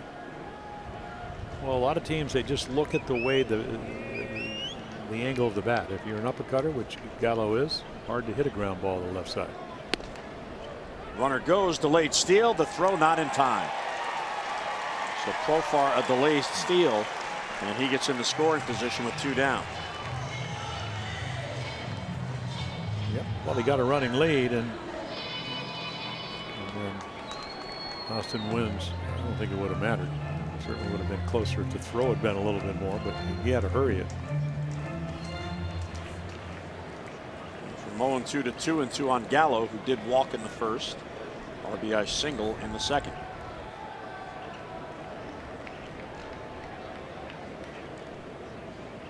And he got him. So Tanner Scott, 2 Ks in the inning, 2 1/3 innings in relief, scoreless. His longest outing of the year. Strikeout of Gallo ends the Texas form.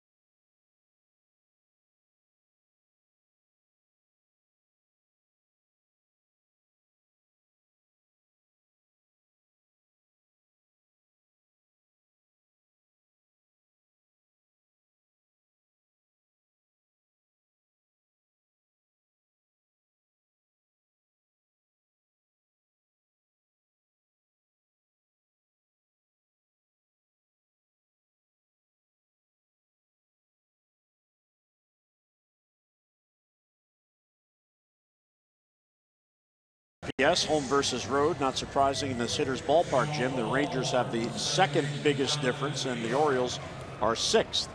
So the Birds love hitting at Camden Yards and not as effective on the road. Yep, and you know, and the Rangers are like a 30-point, 40-point difference in batting average. I mean, you come in here and you go, like we said, every time when I first worked in this ballpark, I said, what a great place to pitch. And then the game starts. Fly balls carry. You know, maybe balls that are caught in other ballparks carom their way through the infield. And I would imagine that maybe it's a little bit better to pitch in April and May here, and then as it heats up, so does the infield get hard. Jonathan Villar against Matt Moore. He'll take a strike. So Matt Moore, they trade for him, and then last year in San Francisco, he led the National League in runs and earned runs, 200 hits in 174 innings. So you leave the National League, you come to the American League with a DH in a hitter's park. and you think you're going to get better. No injuries. So that was the stretch.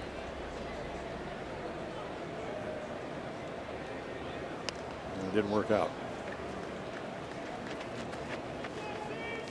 VR chased the pitch there.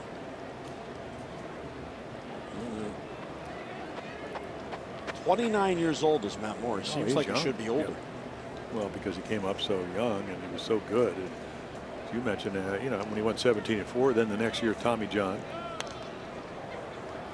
came back and pitched okay. I mean, 7-7 in Tampa. But if you look at Tampa Bay, and I think you have to factor all these things when you're looking at pitchers. It's in the American League East, and you don't play all your games there. That's the only pitching part.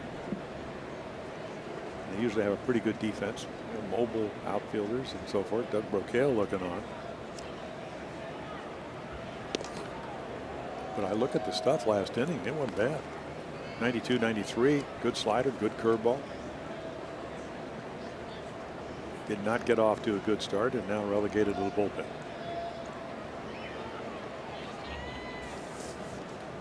Ball and 2 strikes on VR. Left field, that ball's hit deep. Back it goes, and that ball is gone. VR hits his first Oriole home run and a big insurance run in the 5th.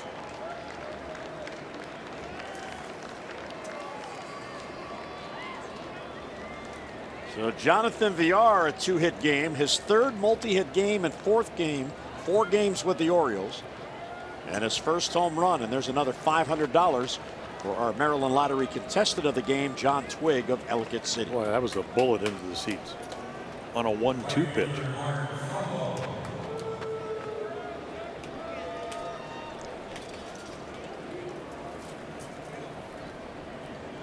So the Orioles with 3 home runs in this game, a 3-run, a 2-run, and now a solo.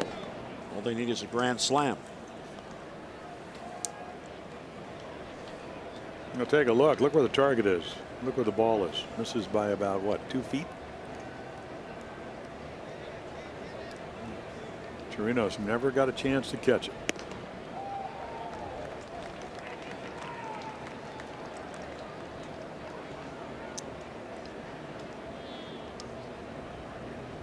You got all of that one.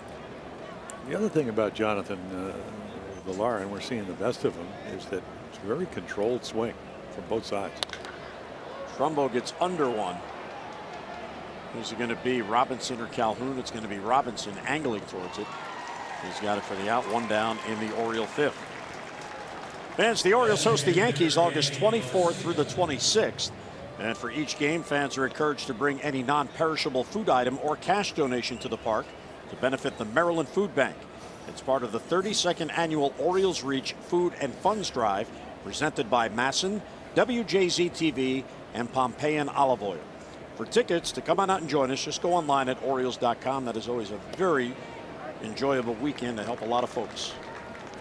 Every year, the Orioles and their fans seem to top the previous year's donations. Here's Danny Valencia, who has been robbed twice in this game. Line drive at Andrews' his first at bat, then a diving stop and a ground ball by Profar in the 3rd inning. Jim, when you were doing your scorecard, I was doing a little, you know, we were talking about Texas sayings last night. So right at Profar again. Not dropped there, but so there's your 5-3. So, okay, so when you do something dumb, bless his heart, that's the Texas saying. And then, of course, and then if why was that the first one you picked? When well, you because that's what I got from my wife, who's from Texas, and then the other one, of course, yeah, I'm praying for him. That usually means I hope it gets hit by a truck. She translated, and the other thing is, and we're going to be fixing to do this, you know, we're fixing to go to Tampa Bay, we're fixing to have breakfast, we're fixing my scorecard that the cameraman spilled iced tea all over. So we're fixing. And Susan said, being from Texas, she didn't realize it wasn't a real word until she was about 27. It's just a Texas word. So there you go.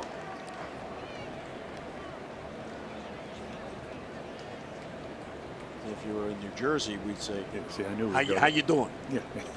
How you doing? Well, we're doing pretty good today. 7-5 for the moment. Mancini with a count of 1-1. Looks at a breaking ball.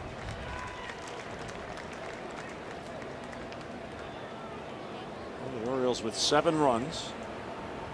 Hart now beginning to get loose. Miguel Castro was up. Chirinos will lead off, and then 5 consecutive left-handed batters. Mancini chases Chu back, and he's got it for the out. The Orioles do add a big insurance run the way the ball's flying today. Jonathan Villar, his first Oriole home run, and the O's add to the lead in the 5th.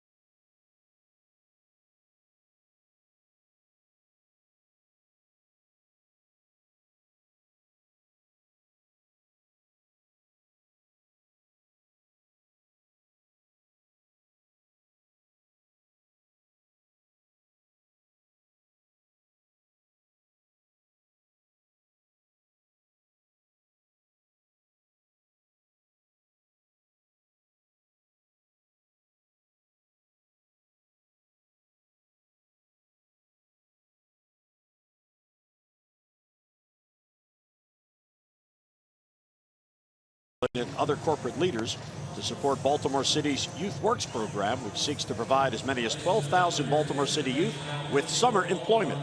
To donate, visit BaltimoreCityFoundation.org and choose Mayor's Office of Employment Development Youth Works. And to learn more, visit youthworks.oedworks.com.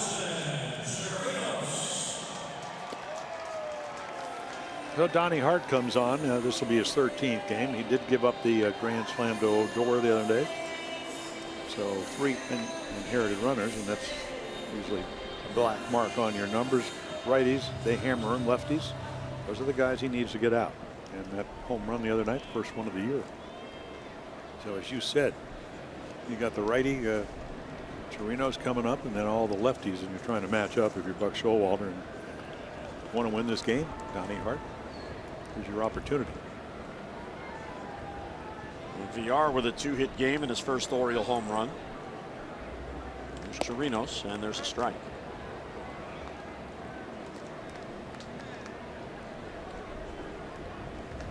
The Texas bench today is 3 right-handed batters: Tochi, Beltre, and Kiner Falefa.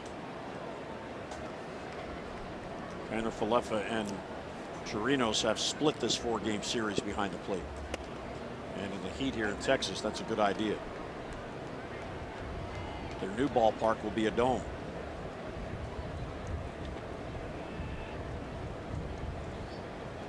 Will they have a retractable roof early in the year and late in the year? I don't know if it's a dome, obviously. Well, I mean, like Seattle. But no, they want air conditioning because it's so much hotter here. You know, I mean, because in April the weather's nice, and obviously this time of year. With real grass versus artificial turf. Right. It's a good question.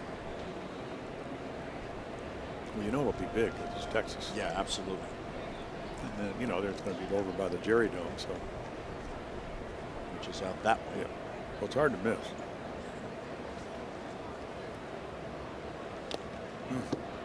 Ball's back. Fastball. And there's Globe Life Field, which they can build year-round here And way in the distance, you see in the top right-hand corner, that's the Cowboy Stadium. So they're going to be side by side. It's called AT&T Stadium. And that has a retractable roof. Yeah, what's weird about that is when you watch a game there, one of the ends is glass, and it always seems like it has something to do with the outcome of the game. Because you're either throwing into the sun on a sunny day. You would think that design, that's a flaw. There's your changeup. So if your receivers can't see the ball you're throwing in, or you can't see your receivers, whether you're the home team or the visiting, that would change the nature of the game. Good at bat for Chirinos. He's worked the count full. I try to get him out with a changeup, and there it is. So back-to-back changeups. Second one good. So again, 450. That number just went down because he made a good pitch. And that's the way Donnie Hart has to pitch here. He's got to be able to do a better job to be able to get right-handers out. And then when he does get the lefties up, take no prisoners.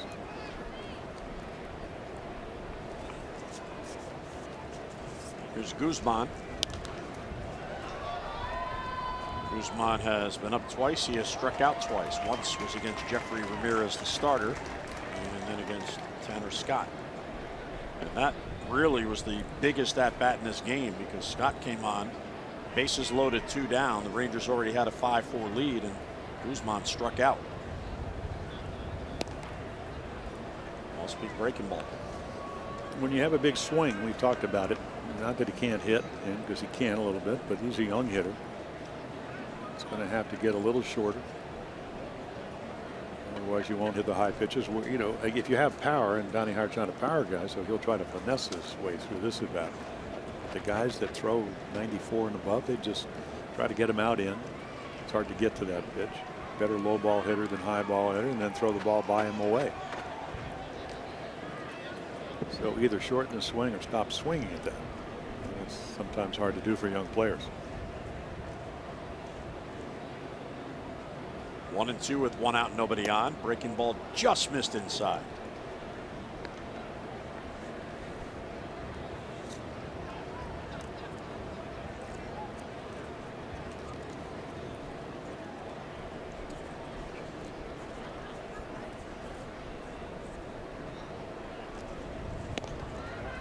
Ball missed, ball 3, so back-to-back 3-2 counts.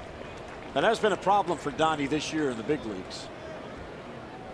In 12 innings, he has struck out 8, but he has walked 6. Well, you could just see him there trying to get a little bit of extra, and when he does, he just misses the zone by a smidgen, and that's all it takes to get to this count. Oh, right down the middle, or at least look like it.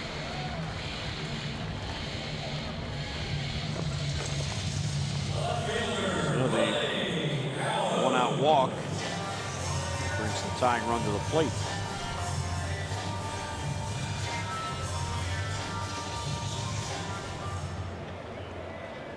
So Buck Showalter on the phone there. Very often he gets on the phone to the guys in the video room to see if what he saw from the dugout matches what the pitch was. They look at the video for him.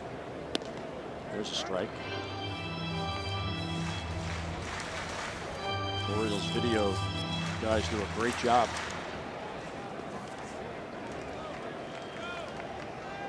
Calhoun only about 12 at bats against lefties. 2 for 12, no home runs. So this is your guy. Doesn't get to see a lot of lefties. I mean, if you're Jeff Bannister and you manage the Rangers, actually the Mazzara injury allows Calhoun to play, and then you can maybe do a little bit better of an assessment. One thing we know about him, he's a pretty good high ball hitter. And to the opposite field, that's where they play him. And there's the hanging slider. That's a home run pitch. And you got away with it. So make a better pitch. You can always read the bat when you get your experience, and you want to know where the bat head is. Is he behind? Is he out in front? Well, that was a home run swing as Castro's back up throwing.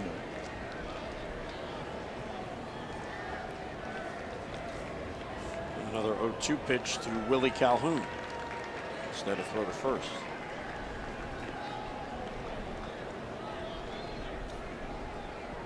token throw. Well, either that or maybe you just think he's leaning, but when you're down by 2 runs and you don't steal bases, you're not going anywhere. Last thing you want to do is get picked off. Looking back, ground ball to Mancini. Ooh, he had to avoid the barrel. Just does get it to second base. That was some play by Trey Mancini. Well, the bat's about, what, 10 feet into right field? So all off the fist, and then of course he comes in because he's playing on the bag, so he's going to get to it. Great angle right here. Watch the bat, and he misses that, and then almost stumbles. Heads up play. Because if he doesn't make a good throw, they are going to have the go-ahead run at home plate, but they get the lead runner. So the out and the lead runner. That was not a routine play by any means.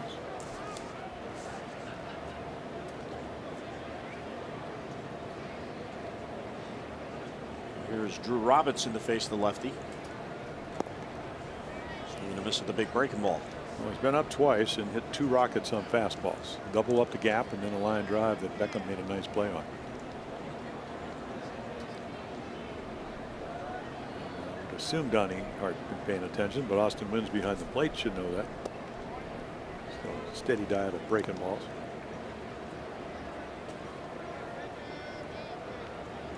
So this has become a bullpen game with Ramirez going just an inning and 2/3 in his start. But as Jim pointed out, with a day off tomorrow, Buck can be very liberal with how he uses the bullpen because he has 8 arms out there. Another real good breaking ball.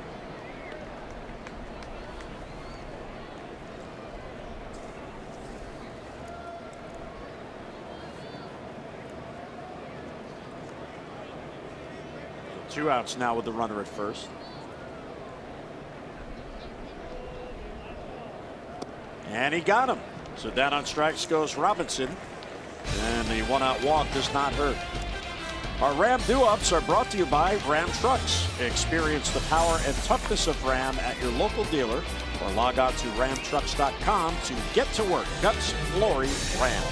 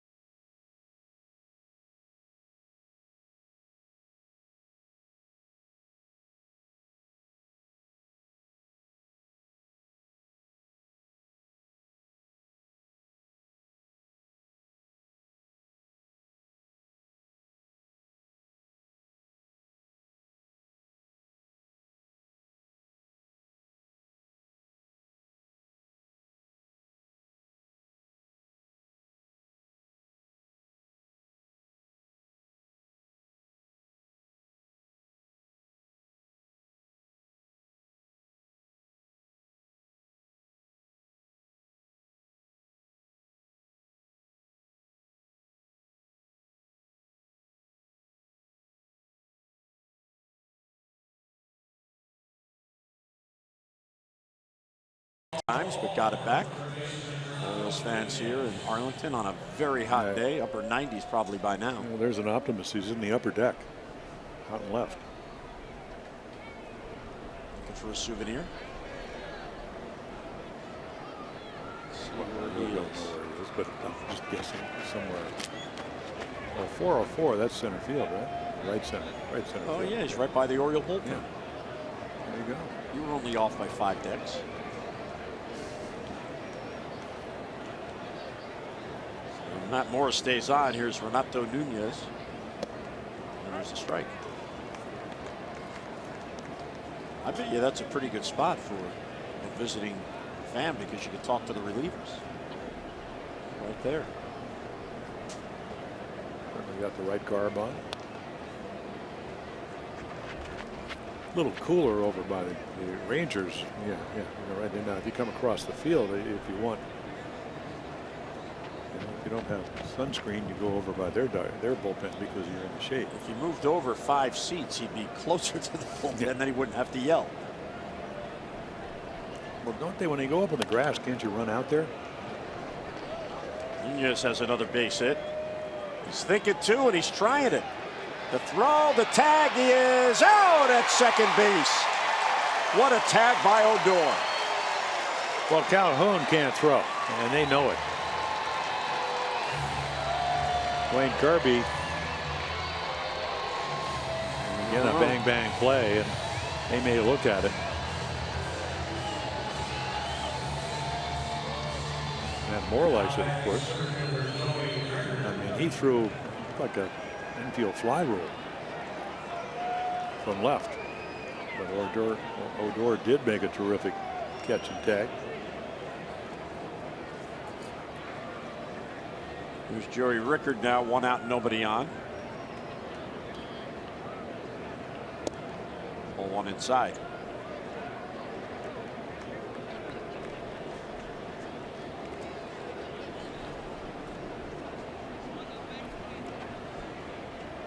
Joey has walked and scored. He has flied out.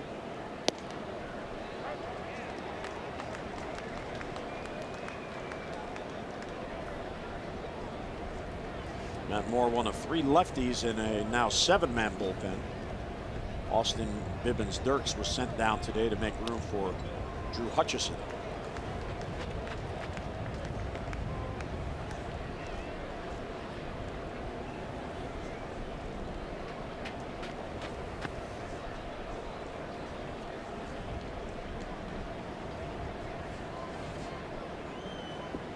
There's the bullpen. They're looking on. Some calisthenics.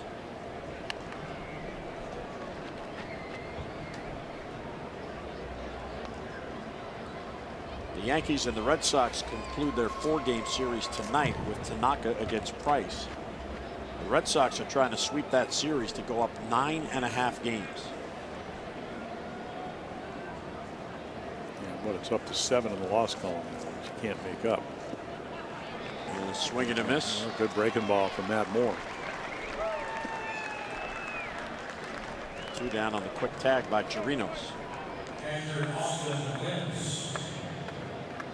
Well, you always encourage the good catchers. They encourage their guy. You can see where the glove is, throw it down there, and when you do, he blocks it and quickly tags him. Perfect block. Bounce, hit up on his chest, a little bit below the chest, and just pounced on it. The other suddenly interesting race is the surge of Oakland.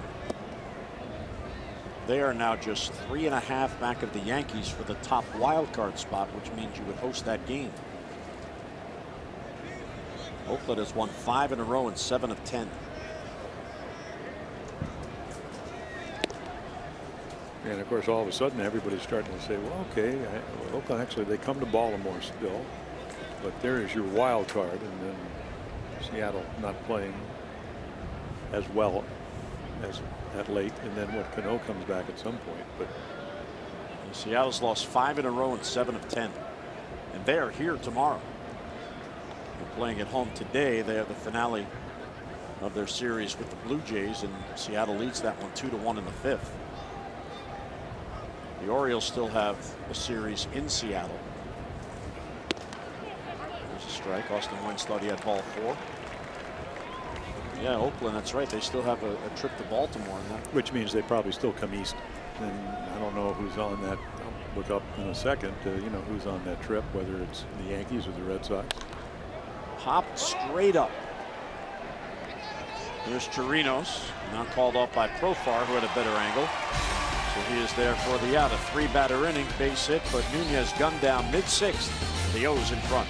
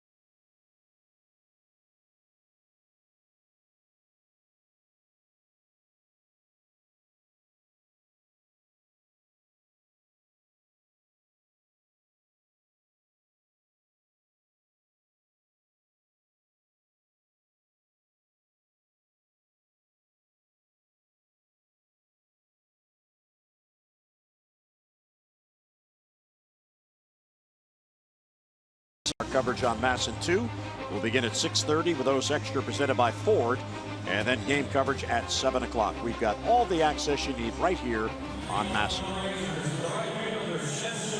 Adam Jones getting a day off today. Plays hard, plays every day.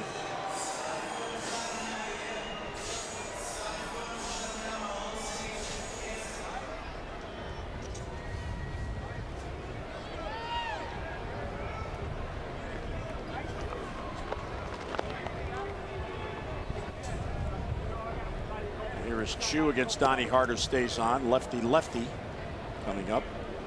And then Elvis Andrews, a righty.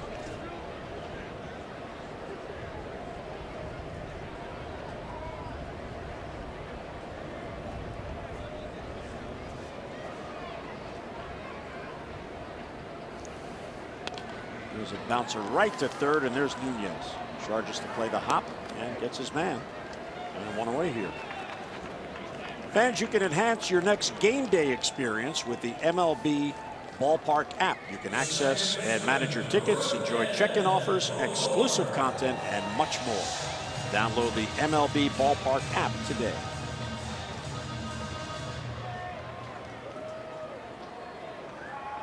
Trumbo, big day today. 3 RBIs, 2-run home run, and an RBI single. Orioles trying to salvage one here in this series. Yeah, so I'm looking at the A's. The A's, they play the Dodgers, the Angels, Seattle, Houston. Coming back east. When they come to Baltimore, they go to Tampa Bay. They do have the Yankees at home. How many games in that series? 3. Okay. Early September. And then they finish with Seattle. That'll be a big series. And then the Angels. Last 6 games of the year on the road.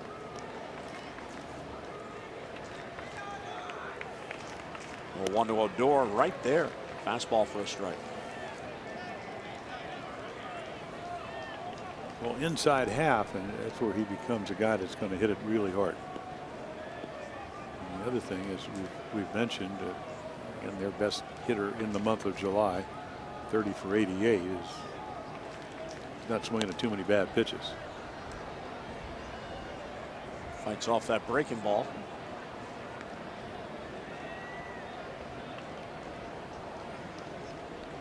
The other race that's really interesting is the NL East, where the Phillies are holding a 1.5 lead on the Braves, and the Nats are hanging around, but they are 6 back in 3rd place.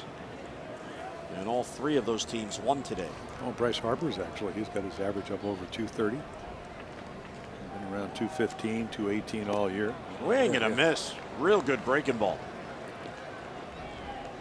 Well, the key is against the lefties, you know, the good left-handed hitters, they hit the one that starts inside, but when you get the 2 strikes, all bets are off.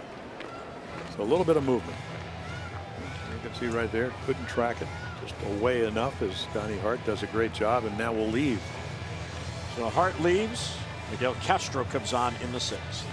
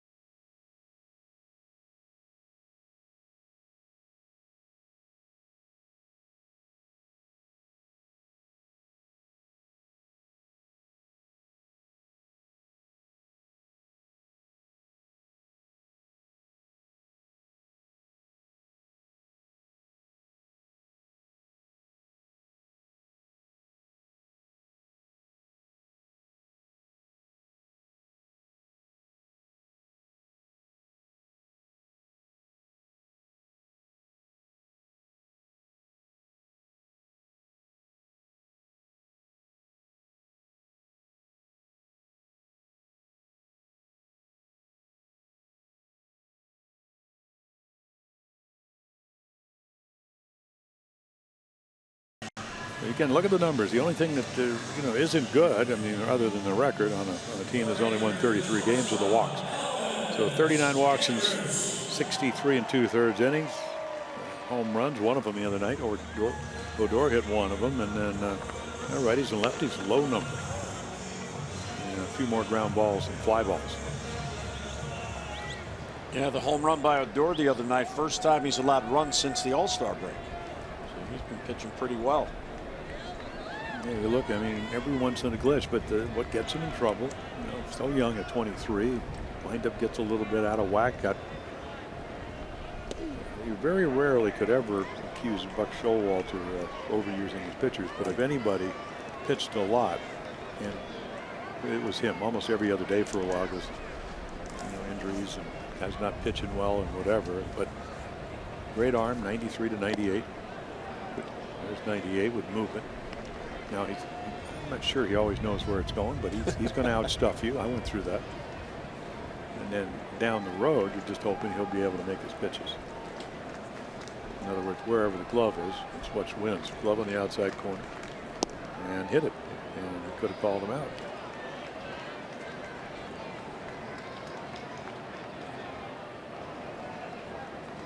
Let's see if he moves the glove. Oh, it's pretty close. Well, if you don't get that pitch, a little tougher to pitch. Well, Orioles pitching has struck out 8, but there's only been one called strike 3, and that was Sin-Soo Choo to end the 3rd on that real good slider by Tanner Scott. Donnie Hart struck out 3 in his inning and 2/3. Slice down the right side, fading back and out of play.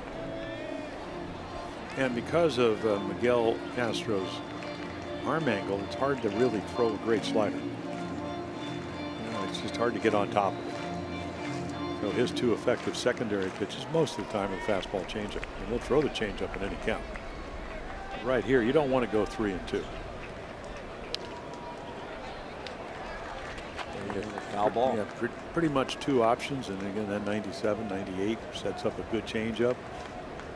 Unless you hang it, make your pitch, get the 3rd out, and let the hitters come up. This will be the 7th pitch to Andrews. Castro looking to get this final out in the 6th. And there is the changeup, but once again, pretty pesky lineup. Red hot, as you mentioned, scored more runs than any team since the All-Star break. They also won 7 out of 8 games since the All-Star break.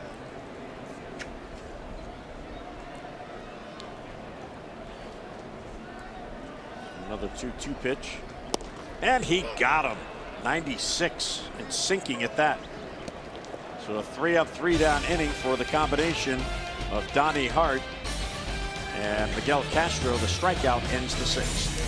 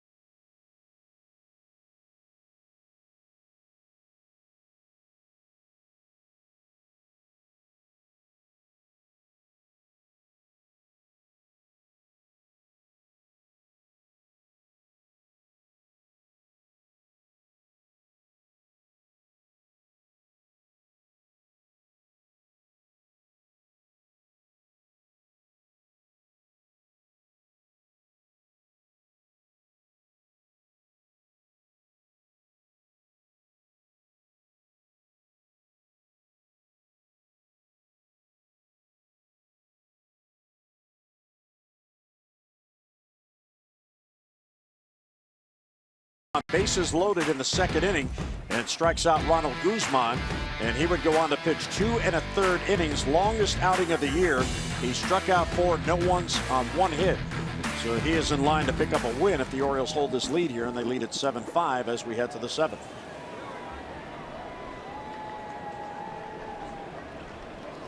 And here's Chase Peterson to lead off, top of the lineup against Matt Moore, who begins his 4th inning of work.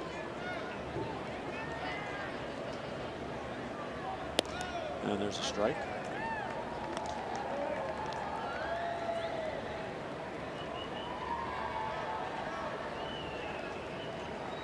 Peterson singled and scored in the first.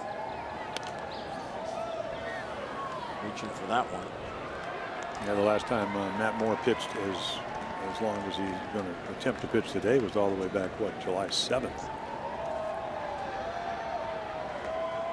And it was a good one. A couple of hits in 4 1/3 innings, no runs against the Tigers. Peterson down on strikes and 1 away. Strikeout number 3 for Matt Moore. Yeah, it might have been a backup slider. Yep. It worked, though.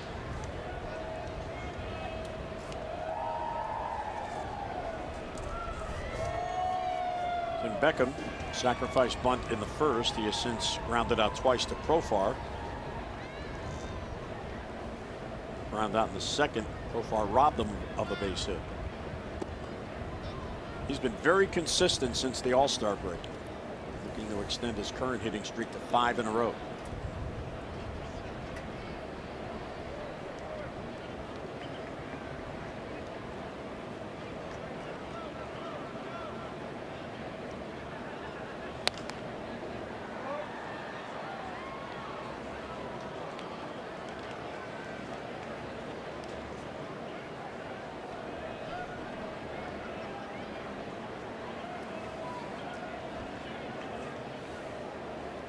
Beckham now has 14 multi-hit games. He has 9 RBIs since the All-Star break. He's going to need the swing, and he fouls it off.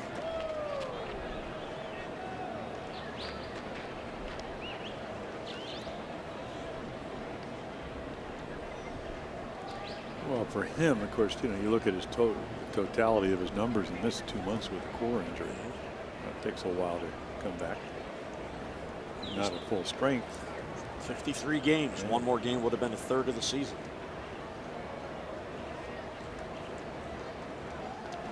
That was a good take.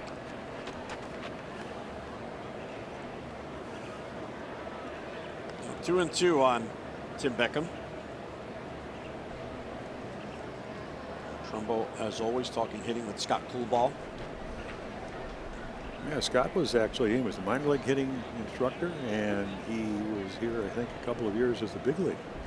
All he did here was lead the league in hitting twice. And when he made a managerial change, he was out of a job. That's all he did.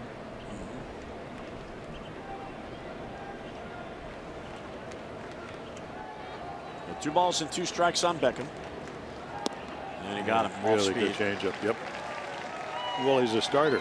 He's got all the pitches. He's got a slider. He's got a curveball. He's got a changeup. Here it is. And he's, you know, with the exception of the Villar home run, he's pitched well. And that was just one pitch in the middle of the plate. He screamed out of here to left field.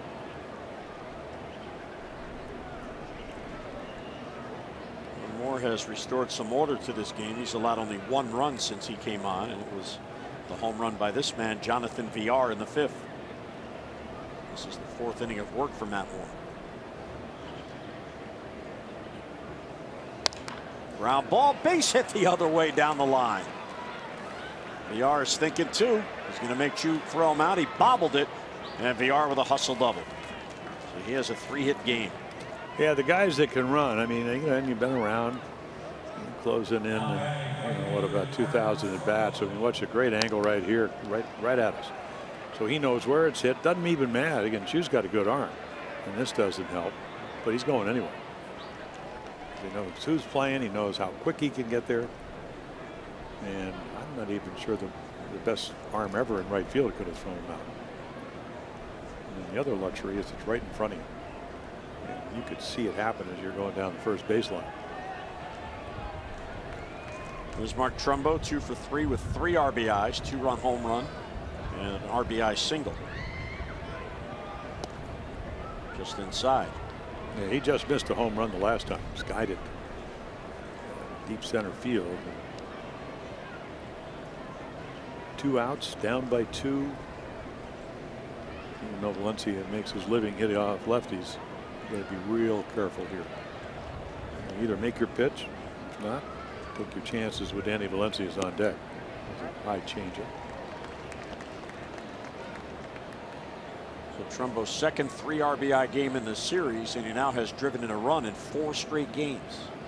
He has 8 RBIs in this series. We are at second with 2 down.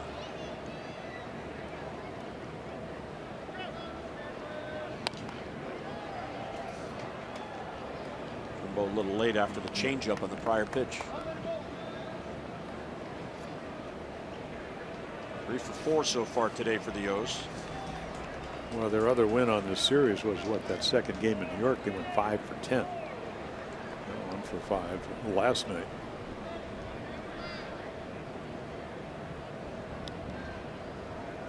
Ball and 2 strikes. Trumbo left field. He's got another one.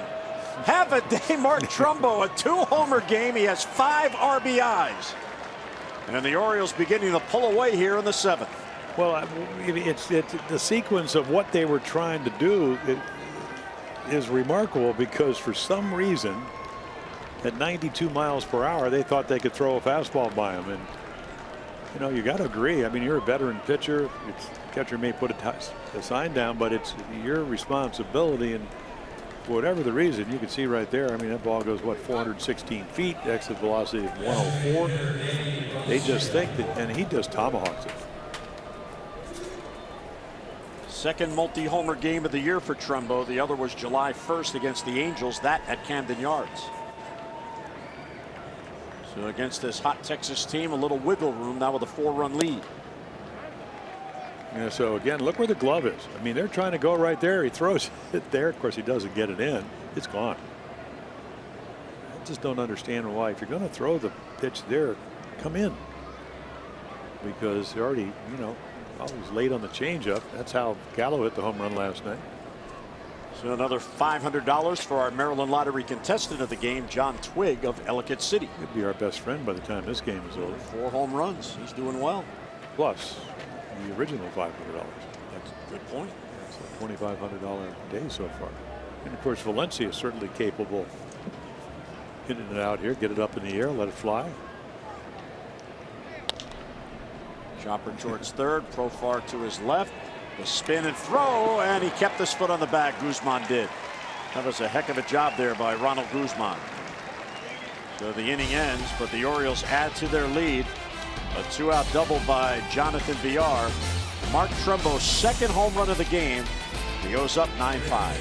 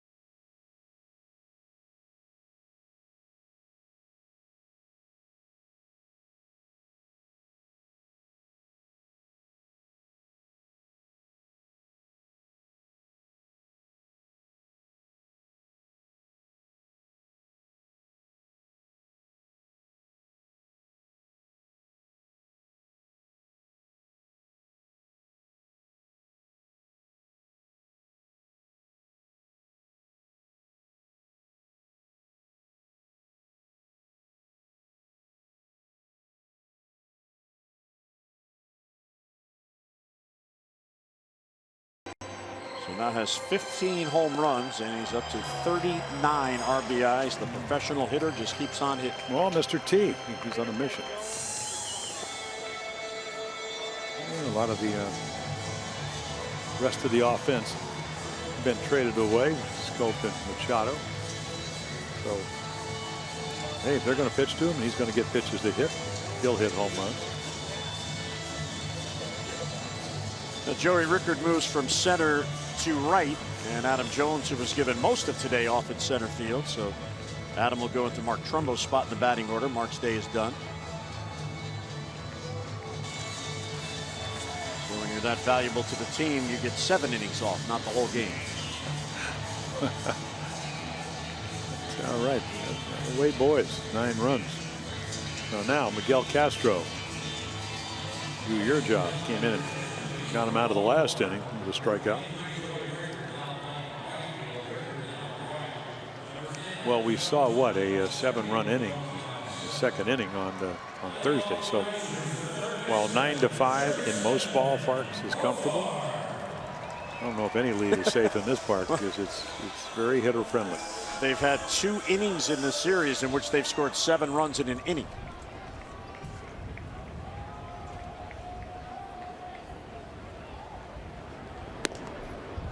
And there's a strike taken by the leadoff man this inning, Profar, who's in the cleanup spot.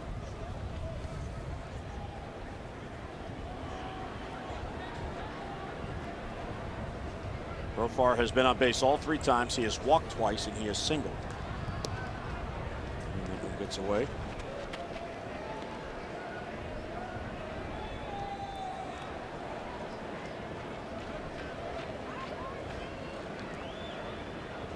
Castro struck out Andrews to get the final out of the 6th.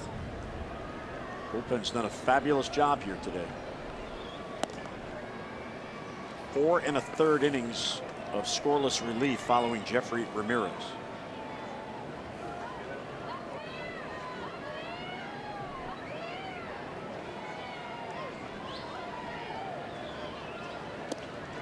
A little bit low.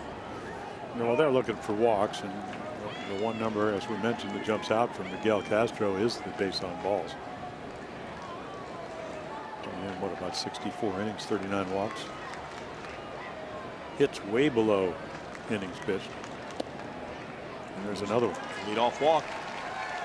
7th walk allowed by Oriole pitching in this game. 5 by the starter. The leadoff base runner for Texas in the 7th inning. This copyrighted telecast is presented by authority of the Orioles and may not be reproduced or retransmitted in any form. And the accounts and descriptions of this game may not be disseminated without the express written consent of the Orioles. So that puts a man on for the home run threat, Joey Gallo. A single in the 2nd inning drove in a run. Well placed fastball.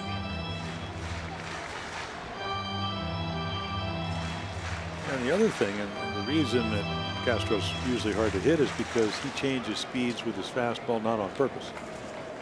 Again, if the windup's good, he'll probably be in the upper 90s. And if it's a little bit, opens the leg too soon, it slows down. There's a slide step, which is fine when guys are trying to steal, but I don't think they're going to be running here down by 4.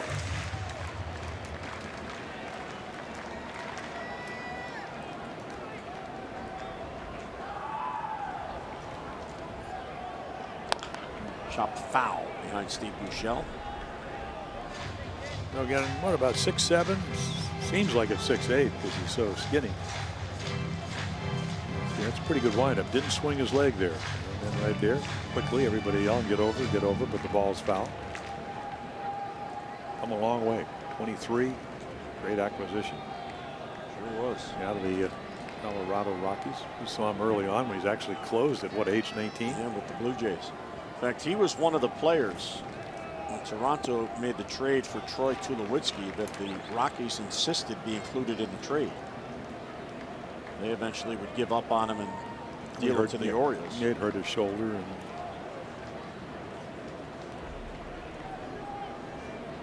yeah, they kept Miguel and Roberto Osuna on the ball club. Osuna would stay and be the closer. Another changeup, so I don't want to be going into these counts. I mean, I don't know if the mindset's by a younger pitcher, but when you're a veteran pitcher, you hate 3 and 2 counts, especially with a 4-run lead, because then you know you don't want to walk anybody, because that's not the way you're supposed to pitch. And number 2, that means you usually have to a little bit more of the plate, and that gets you in trouble with somebody like Gallo.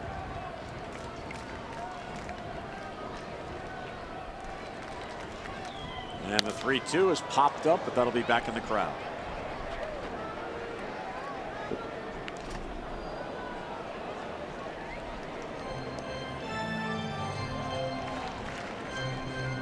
Castro about to make a 7th pitch here to Joey Gallo.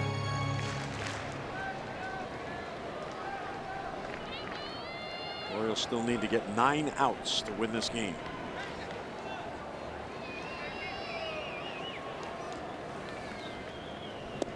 And he got him. Wow.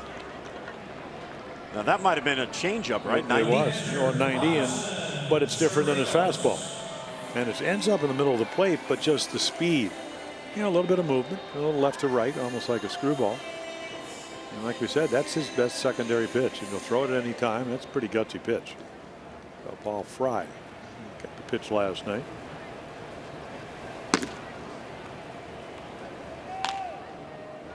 If Fry gets in, all 3 left-handers in the bullpen will have pitched in this game. It's a left-handed heavy lineup today for Texas. Ball 1 to Chirinos. You know, you got Profar, what, a switch hitter. And, you know, Beltry getting the day off. Otherwise, he'd be in the lineup. Profar probably is also.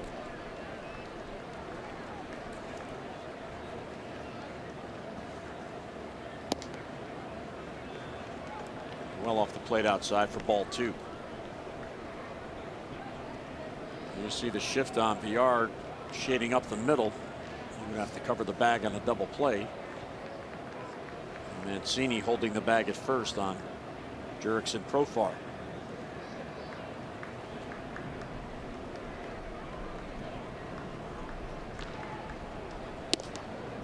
Strike on the inside corner, borderline pitch. Mark Carlson, who has the plate today, is the crew chief of this crew.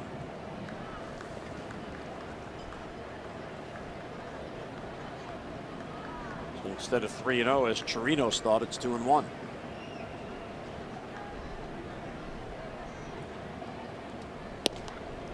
In the outside corner. So he throws 2 fastballs badly off the zone and then back-to-back perfect pitches. Well, but that's the learning process. So why did you do that? And if you, the more you pitch, you usually have a better field. The quicker you can find that field and get in touch with it, you can make some adjustments. And that's what he did. You swing your leg, you go left. If your lines are to home plate, see, he was leaning back there, so you knew that pitch was going to go left. It's almost automatic.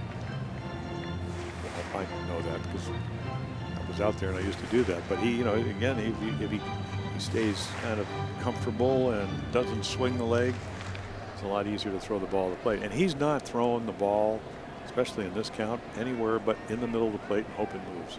Now, it could be a changeup, but again, I mean, in the middle of the plate, movement. And he got him. And there's 96. 96-mile-an-hour fastball. So back-to-back Ks and 2 down. You know, 3 and 2, he is not aiming for the corner. Just let the ball naturally move. You stay behind it. It has that movement and has the good velocity. You get yourself an out.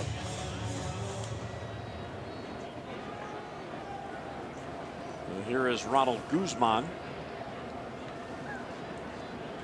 He has walked, he has struck out twice, so he has yet to put the ball in play.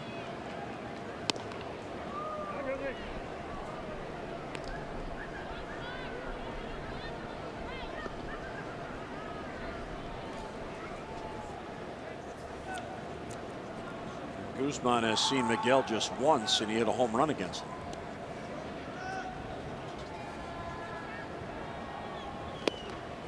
Perfect pitch at the knees. Quickly 0-2 on Ronald Guzman.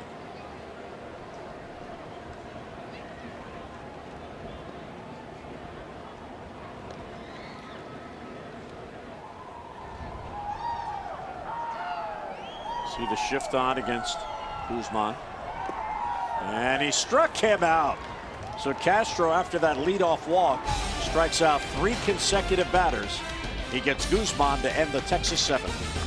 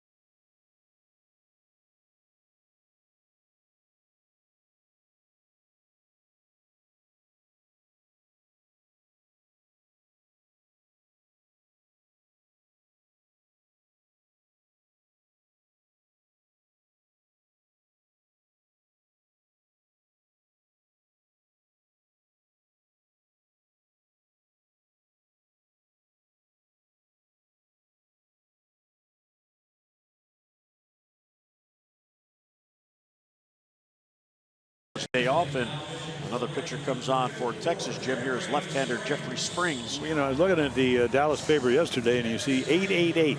Well, that's what Jeffrey Springs. He was the 888th pick, 30th rounder, signed for $1,000. Now, not Davey Leonard with a 20% discount on a pair of spikes, but $1,000 out of Appalachian State. And of their 2015 draft class, first guy to the big leagues. And apparently, you know, I don't know, we'll see what his fastball is, but known for striking out a lot of guys. 98 and 56 and 2/3, AA and AAA, with a great changeup. So, you know, you're struggling. You talked about the relievers, not that bad at what, 8th. Certainly, you can always help your pitching, and you know, to see him for the first time. Mancini will lead off. Nunez and Rickard will follow. The Springs in just his 2nd big league appearance.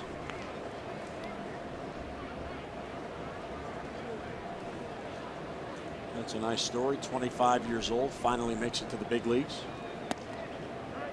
And there's the changeup, gets the high strike. So, what do they say about lefties? If you're breathing and you can get lefties out, you're going to pitch in the big leagues. Pete Rose said that.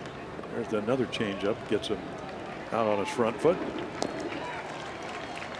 Mancini retired, one away here in the Oriole 8th. Yeah, Profar's had a busy afternoon down at 3rd. Done a good job. Well, he ended last night's game with a rocket. Dove to his left for the final out, and a 3-1 Ranger win. There have been 8 balls hit his way, and he's handled all of them, including getting Beckham on that bang-bang play on the sac bunt in the 1st inning. Renato Nunez. He has a 2-hit game. It was gunned down by Calhoun because of a quick tag by Odor. He can stretch the single into a double in the 6th inning. So he has now hit 6 straight games.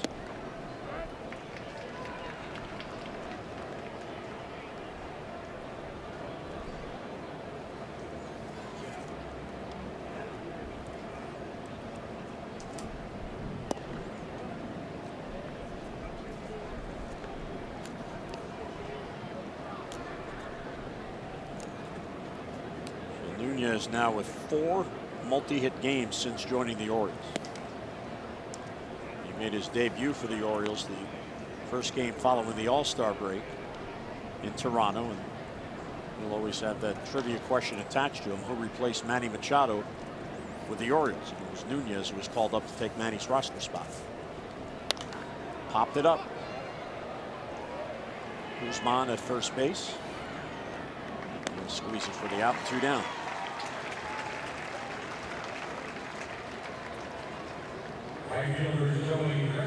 Guzman looks like a first baseman. He's got all the mannerisms, lefty, tall, good stretch. Wealthy.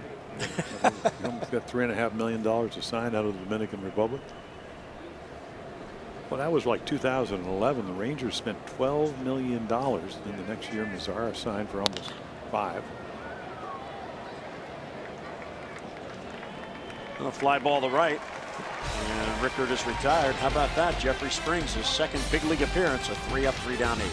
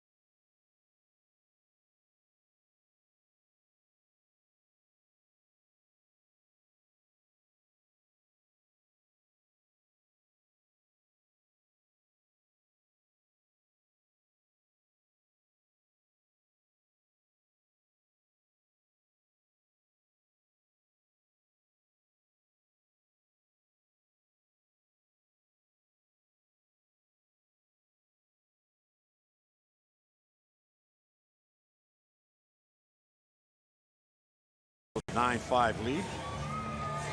Orioles have scored in 5 innings, and there's our fan out there near the bullpen. He's still waiting for a home run. He's got to move to left field. Maybe Adam will throw him a baseball. Well, either that, yeah, he's probably waiting for that. And I wouldn't bet against it. Yeah, right there, clapping his hands. Now, maybe Alan Mills.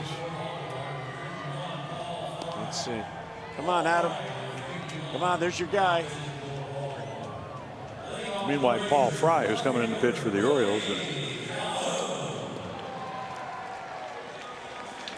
he's done a nice job. Did a solo home run last night.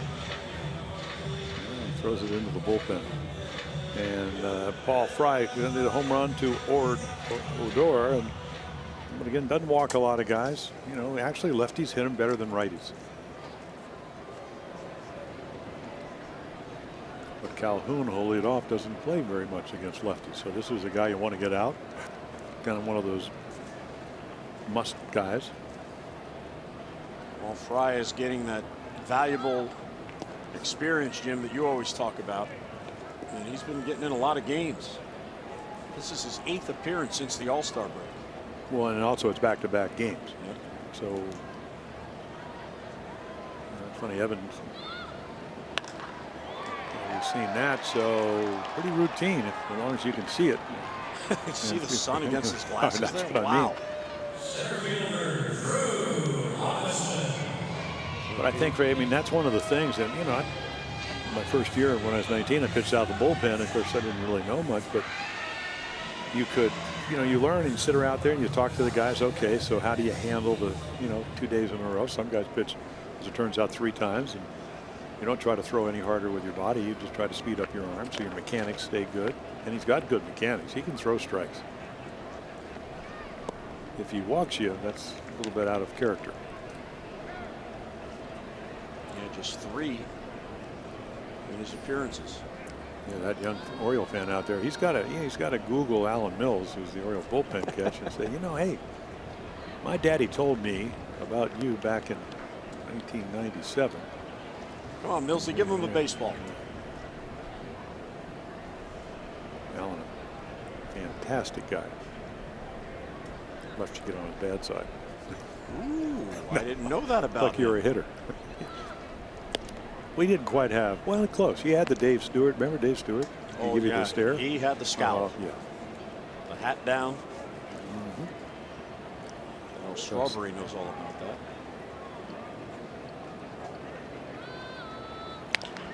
That is foul down the line. It's kind of ironic that Alan Mills in his playing days, that scowl, because he's now the nicest, well, he always has been the nicest guy you're ever going to meet, but he's always smiling. Saw him in the lobby this morning before checking out of the hotel. How you doing, Jim? Big smile. He's waiting for his fellow coaches to come on out to the park. 2-2 on Robinson. A little bit high, ball 3. And you hate to go 3-2 only because we know this kid can swing the bat on fastballs. And when he's gotten them, he's blistered them. One for a double, one for a nice play by Villar. Upstairs, ball 4. So you walk a young guy, and now you have the guy that goes up there to really hit until you walk him, because he's got as good eye as anybody on this ball club. You know, in a way, the Orioles will be fortunate if they hold on and win this game, because that is the 8th walk. Yeah. And as hot as this team has been, you put that many extra runners on. Well, luckily you got the other home run by Trumbo, but what it does, it opens up holes. So now if you're Mancini, you're going to play on the bag, or even if you play a step off, that you have that big hole and a very fast infield into right. And Su-Chu swings through a fastball.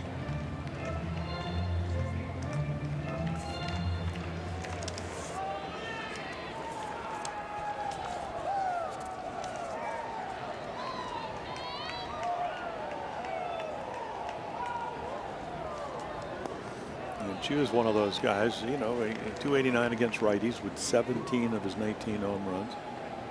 Michael Givens getting loose. Hangs in there against lefties, hits around 250 with 2 home runs. Michael came in clean inning last night with a couple of strikeouts. This is the 2nd time since Fry joined the Orioles that he's pitching in back-to-back games. Pitched at home against the Phillies in that makeup game on the 12th, and then got into a game against Texas, first game in that 3-game series. And the Orioles they'll document that. I mean, Buck certainly knows guys when they pitch back to back. Same with Roger McDowell and Alan Mills. But this is why you find out, can a guy pitch 2 nights or 2 days in a row, or a night and a day? It's not even 24 hours. Right. So some guys with maybe a little bit more arm strength, he throws pretty good, 91, 92, can pop the ball a little bit, but can he do it on back-to-back days?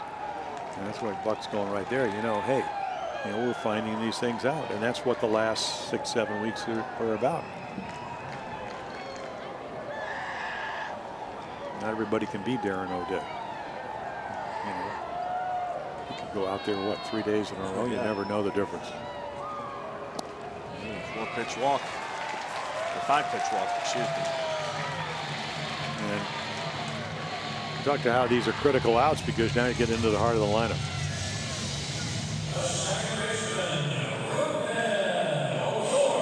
Still need 5 more outs, and as Jim pointed out, against this Texas team, a 4-run lead is nothing. Well, this park, I mean, it's the whole thing. The way they're swinging the bat, the park, great offensive place to hit.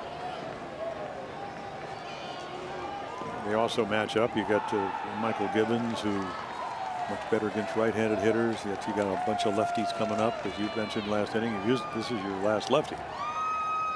And I think if you're Buck, that ball gets by Wynn because he bounces it.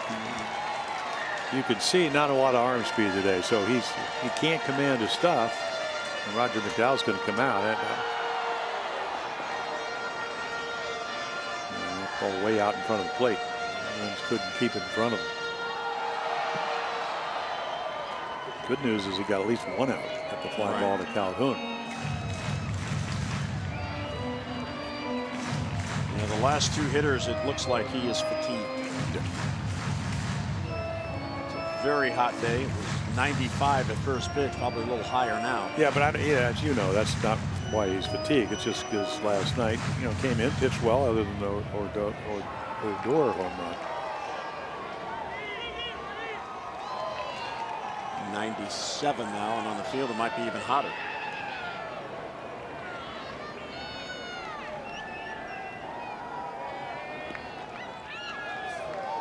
And this will likely be his last batter regardless, because the right-hander Andrews is on deck.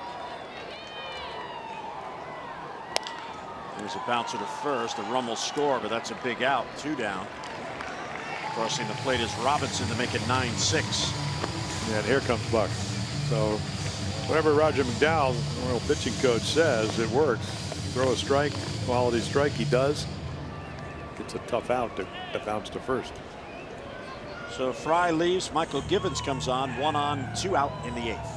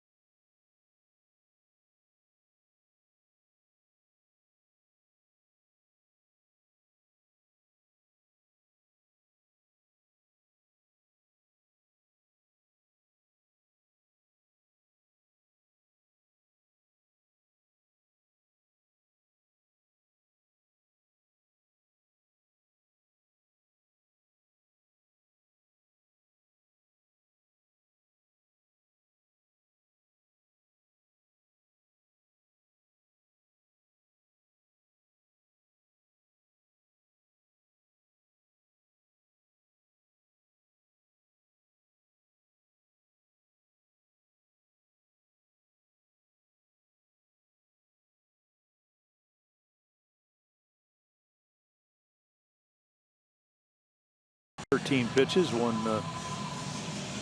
inning of work, no hits, a couple of strikeouts. So again, the number's not good. 0-5 June. You can see righties, the lefty-handed number came down dramatically because he got him out last night. Fully capable with his stuff to get anybody out.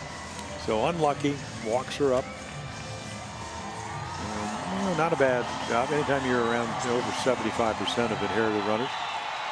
So right here looking for outs. As you mentioned, the Orioles need 4 more of them. They now have a 9-6 lead. And Elvis Andrus, a tough customer. He tripled and scored in the first and drove in a run with an RBI ground out in the second. So he is 1 for 4. And of course, with Zach Britton traded and Brad Brock traded, here's the bullpen and the save opportunities in their careers. Castro's, Jim mentioned the 4 saves. He was with the Blue Jays for a while as their closer. Michael Givens has just 1, and that is this year. Popped them up. That is playable for Rickard. And Michael Givens gets the job done. So Texas gets a run, but they strand one. We are through 8. The O's with a 3-run lead.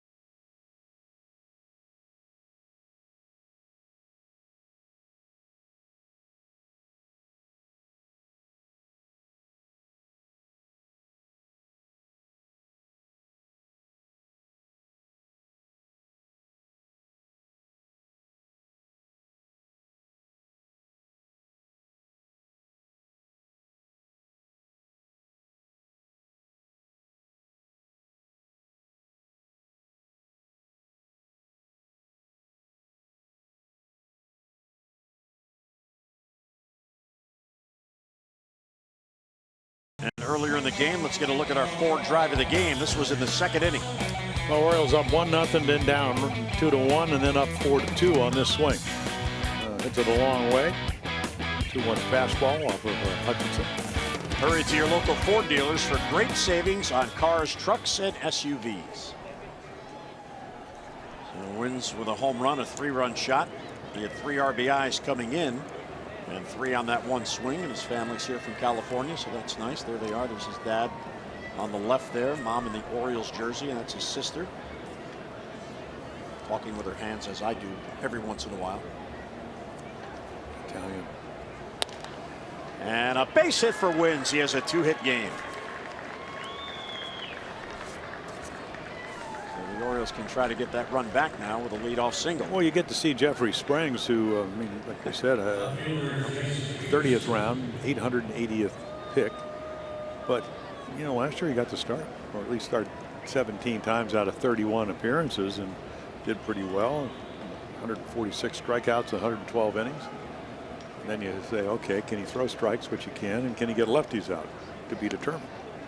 And 91 is, you know, a couple miles per hour below the league average, but it's factoring in all the guys that come out of the bullpen throwing 96, 97.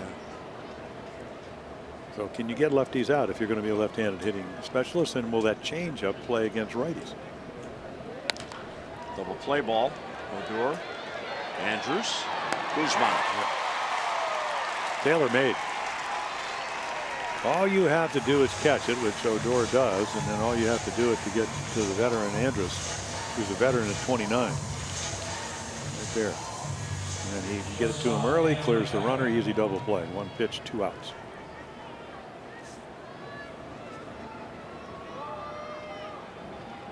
Well, this Andrews sure does have a good time playing baseball. He's always smiling also. Well, who's his buddy all these years? Adrian Beltre. Yeah. And what does he do? He smiles. That's right. And he's for And a number of reasons.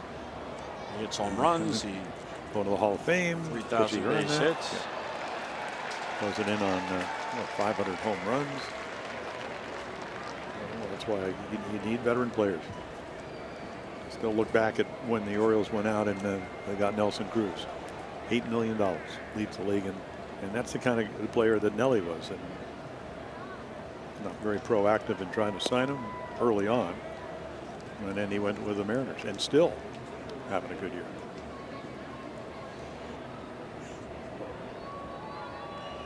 He's got a 4 RBI game today. Ho hum for Cruz. There's a strike on the corner. Well, I think the great thing about playing the game is you get to, especially if you're Beltre, who's 39, you've been around, you get to see other players when you're young, you come up, you know, which guy treats people a certain way, who has fun, who's not, who's moody, who's not. And then you decide, who do I want to emulate? So for young players, and Andrews came up and Beltre was over here, or, you know, came over, I want to be him. And Beltre doesn't mind teaching because he carries himself as a pro, and they see that. They see his enthusiasm. And I don't think you get all those hits. We saw him get his 3,000 hit here last year if you don't do the work and put it in. I mean, I remember, you know, we saw him with Seattle after he had that big year with the Dodgers, and he gets a contract up there. But I actually thought the year that he spent in Boston looked like all of a sudden a different hitter. You know, he learned how to use right field, even though you had the green monster. And Beckham down on strikes on a real good changeup. So we head to the bottom of the ninth. The O's are 3 outs away from a win. Gibbons back to work.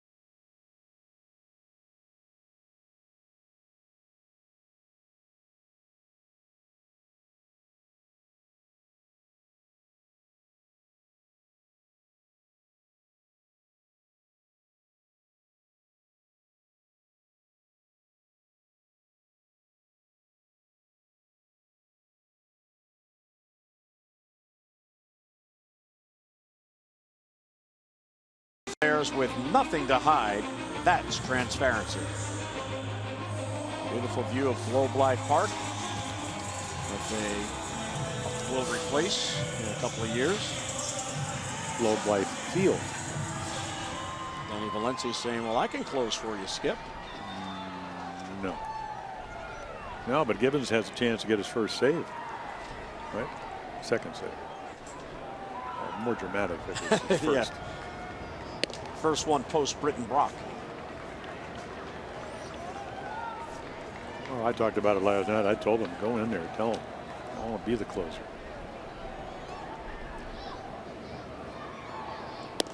Here's a strike. And my point is exactly what he's going through now. I said, a lot of times, there will always be 3-run leads, but it will usually be clean innings. And the only time they become less cleanly is when you walk people or get them on. So a lot easier than being a setup guy. There's the corner. His other save was May the 12th against Tampa Bay in game 1 of that doubleheader. And he went an inning and 2/3 scoreless there. He needs an inning and a third here for the save. 1-2.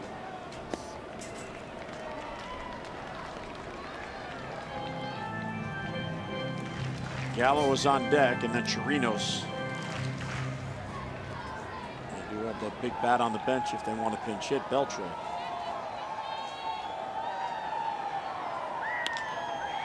Lined, it hangs up. Peterson in on it, and he's there for the catch. Yeah, he gets to him so quickly, not hit particularly hard. Playing as you should. Shallow in the off field.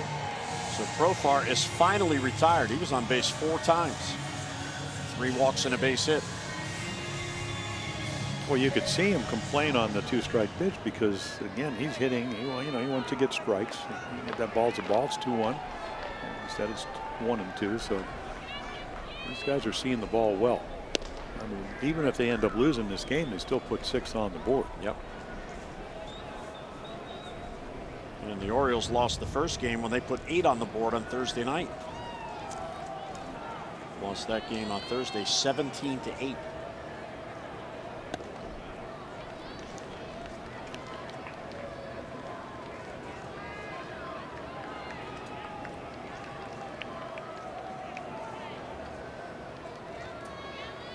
Gallo has an RBI on a single.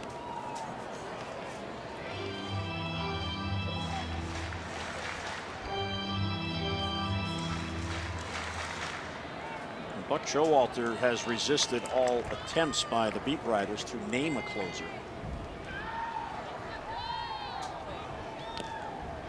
Now tip.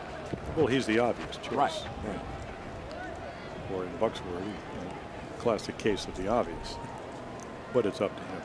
And that was my point on a couple of occasions. Let me ask you this. Is there any more or less pressure on Michael Givens if he is in fact named the closer? I mean, he still has to get the final 3 outs, right? It really doesn't matter what we think. And you don't know. But Buck says, I'll let him close. Today's a perfect example. Apparently he's going to let him close when he closes. But I told him, I said, all you got to do is pitch well, and you will be the closer. Right, exactly. And I also said, listen, if it's in your head, that's your problem, but it's not about your stuff. And there you go. I mean, he's got a great arm. He's got 3 pitches. Does he always have command of them? No, but when he makes his pitches, it doesn't matter if you're right-hander or left-hander. You go up there with 2 bats. He can get you out. And my final salvo of thoughts yesterday was, what an opportunity. Oh, absolutely. Because he's under control, so they could build around him. Yeah, and then my other thing was, hey, I just sat at a table with a guy, Trevor Hoffman, who got in the Hall of Fame, that was also a converted infielder. And he had over 600 saves.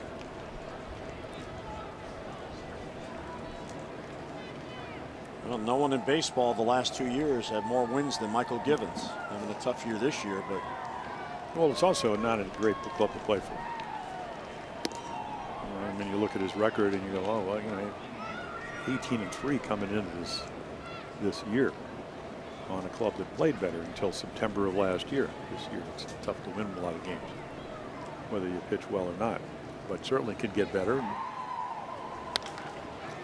Popped up, Mancini back. And he's got it, and the Orioles win it. So the Birds salvaged the finale of this 4-game series as they came back twice after the Rangers got the lead. And they win it by a final of 9-6. And in the post-Britton Brock era, Michael Givens gets his first save. Well, we hope you can join us on Tuesday, a day off tomorrow. The Birds will open up a 3-game series at the Trop against the Rays. Our coverage on Masson 2 will begin at 6:30 with those extra presented by Ford. And then game coverage at 7 o'clock. And now for Jim Palmer and our entire hardworking crew, Jim Hunter saying so long from Globe Life Park in Arlington, Texas. Once again, our final score, the Orioles 9.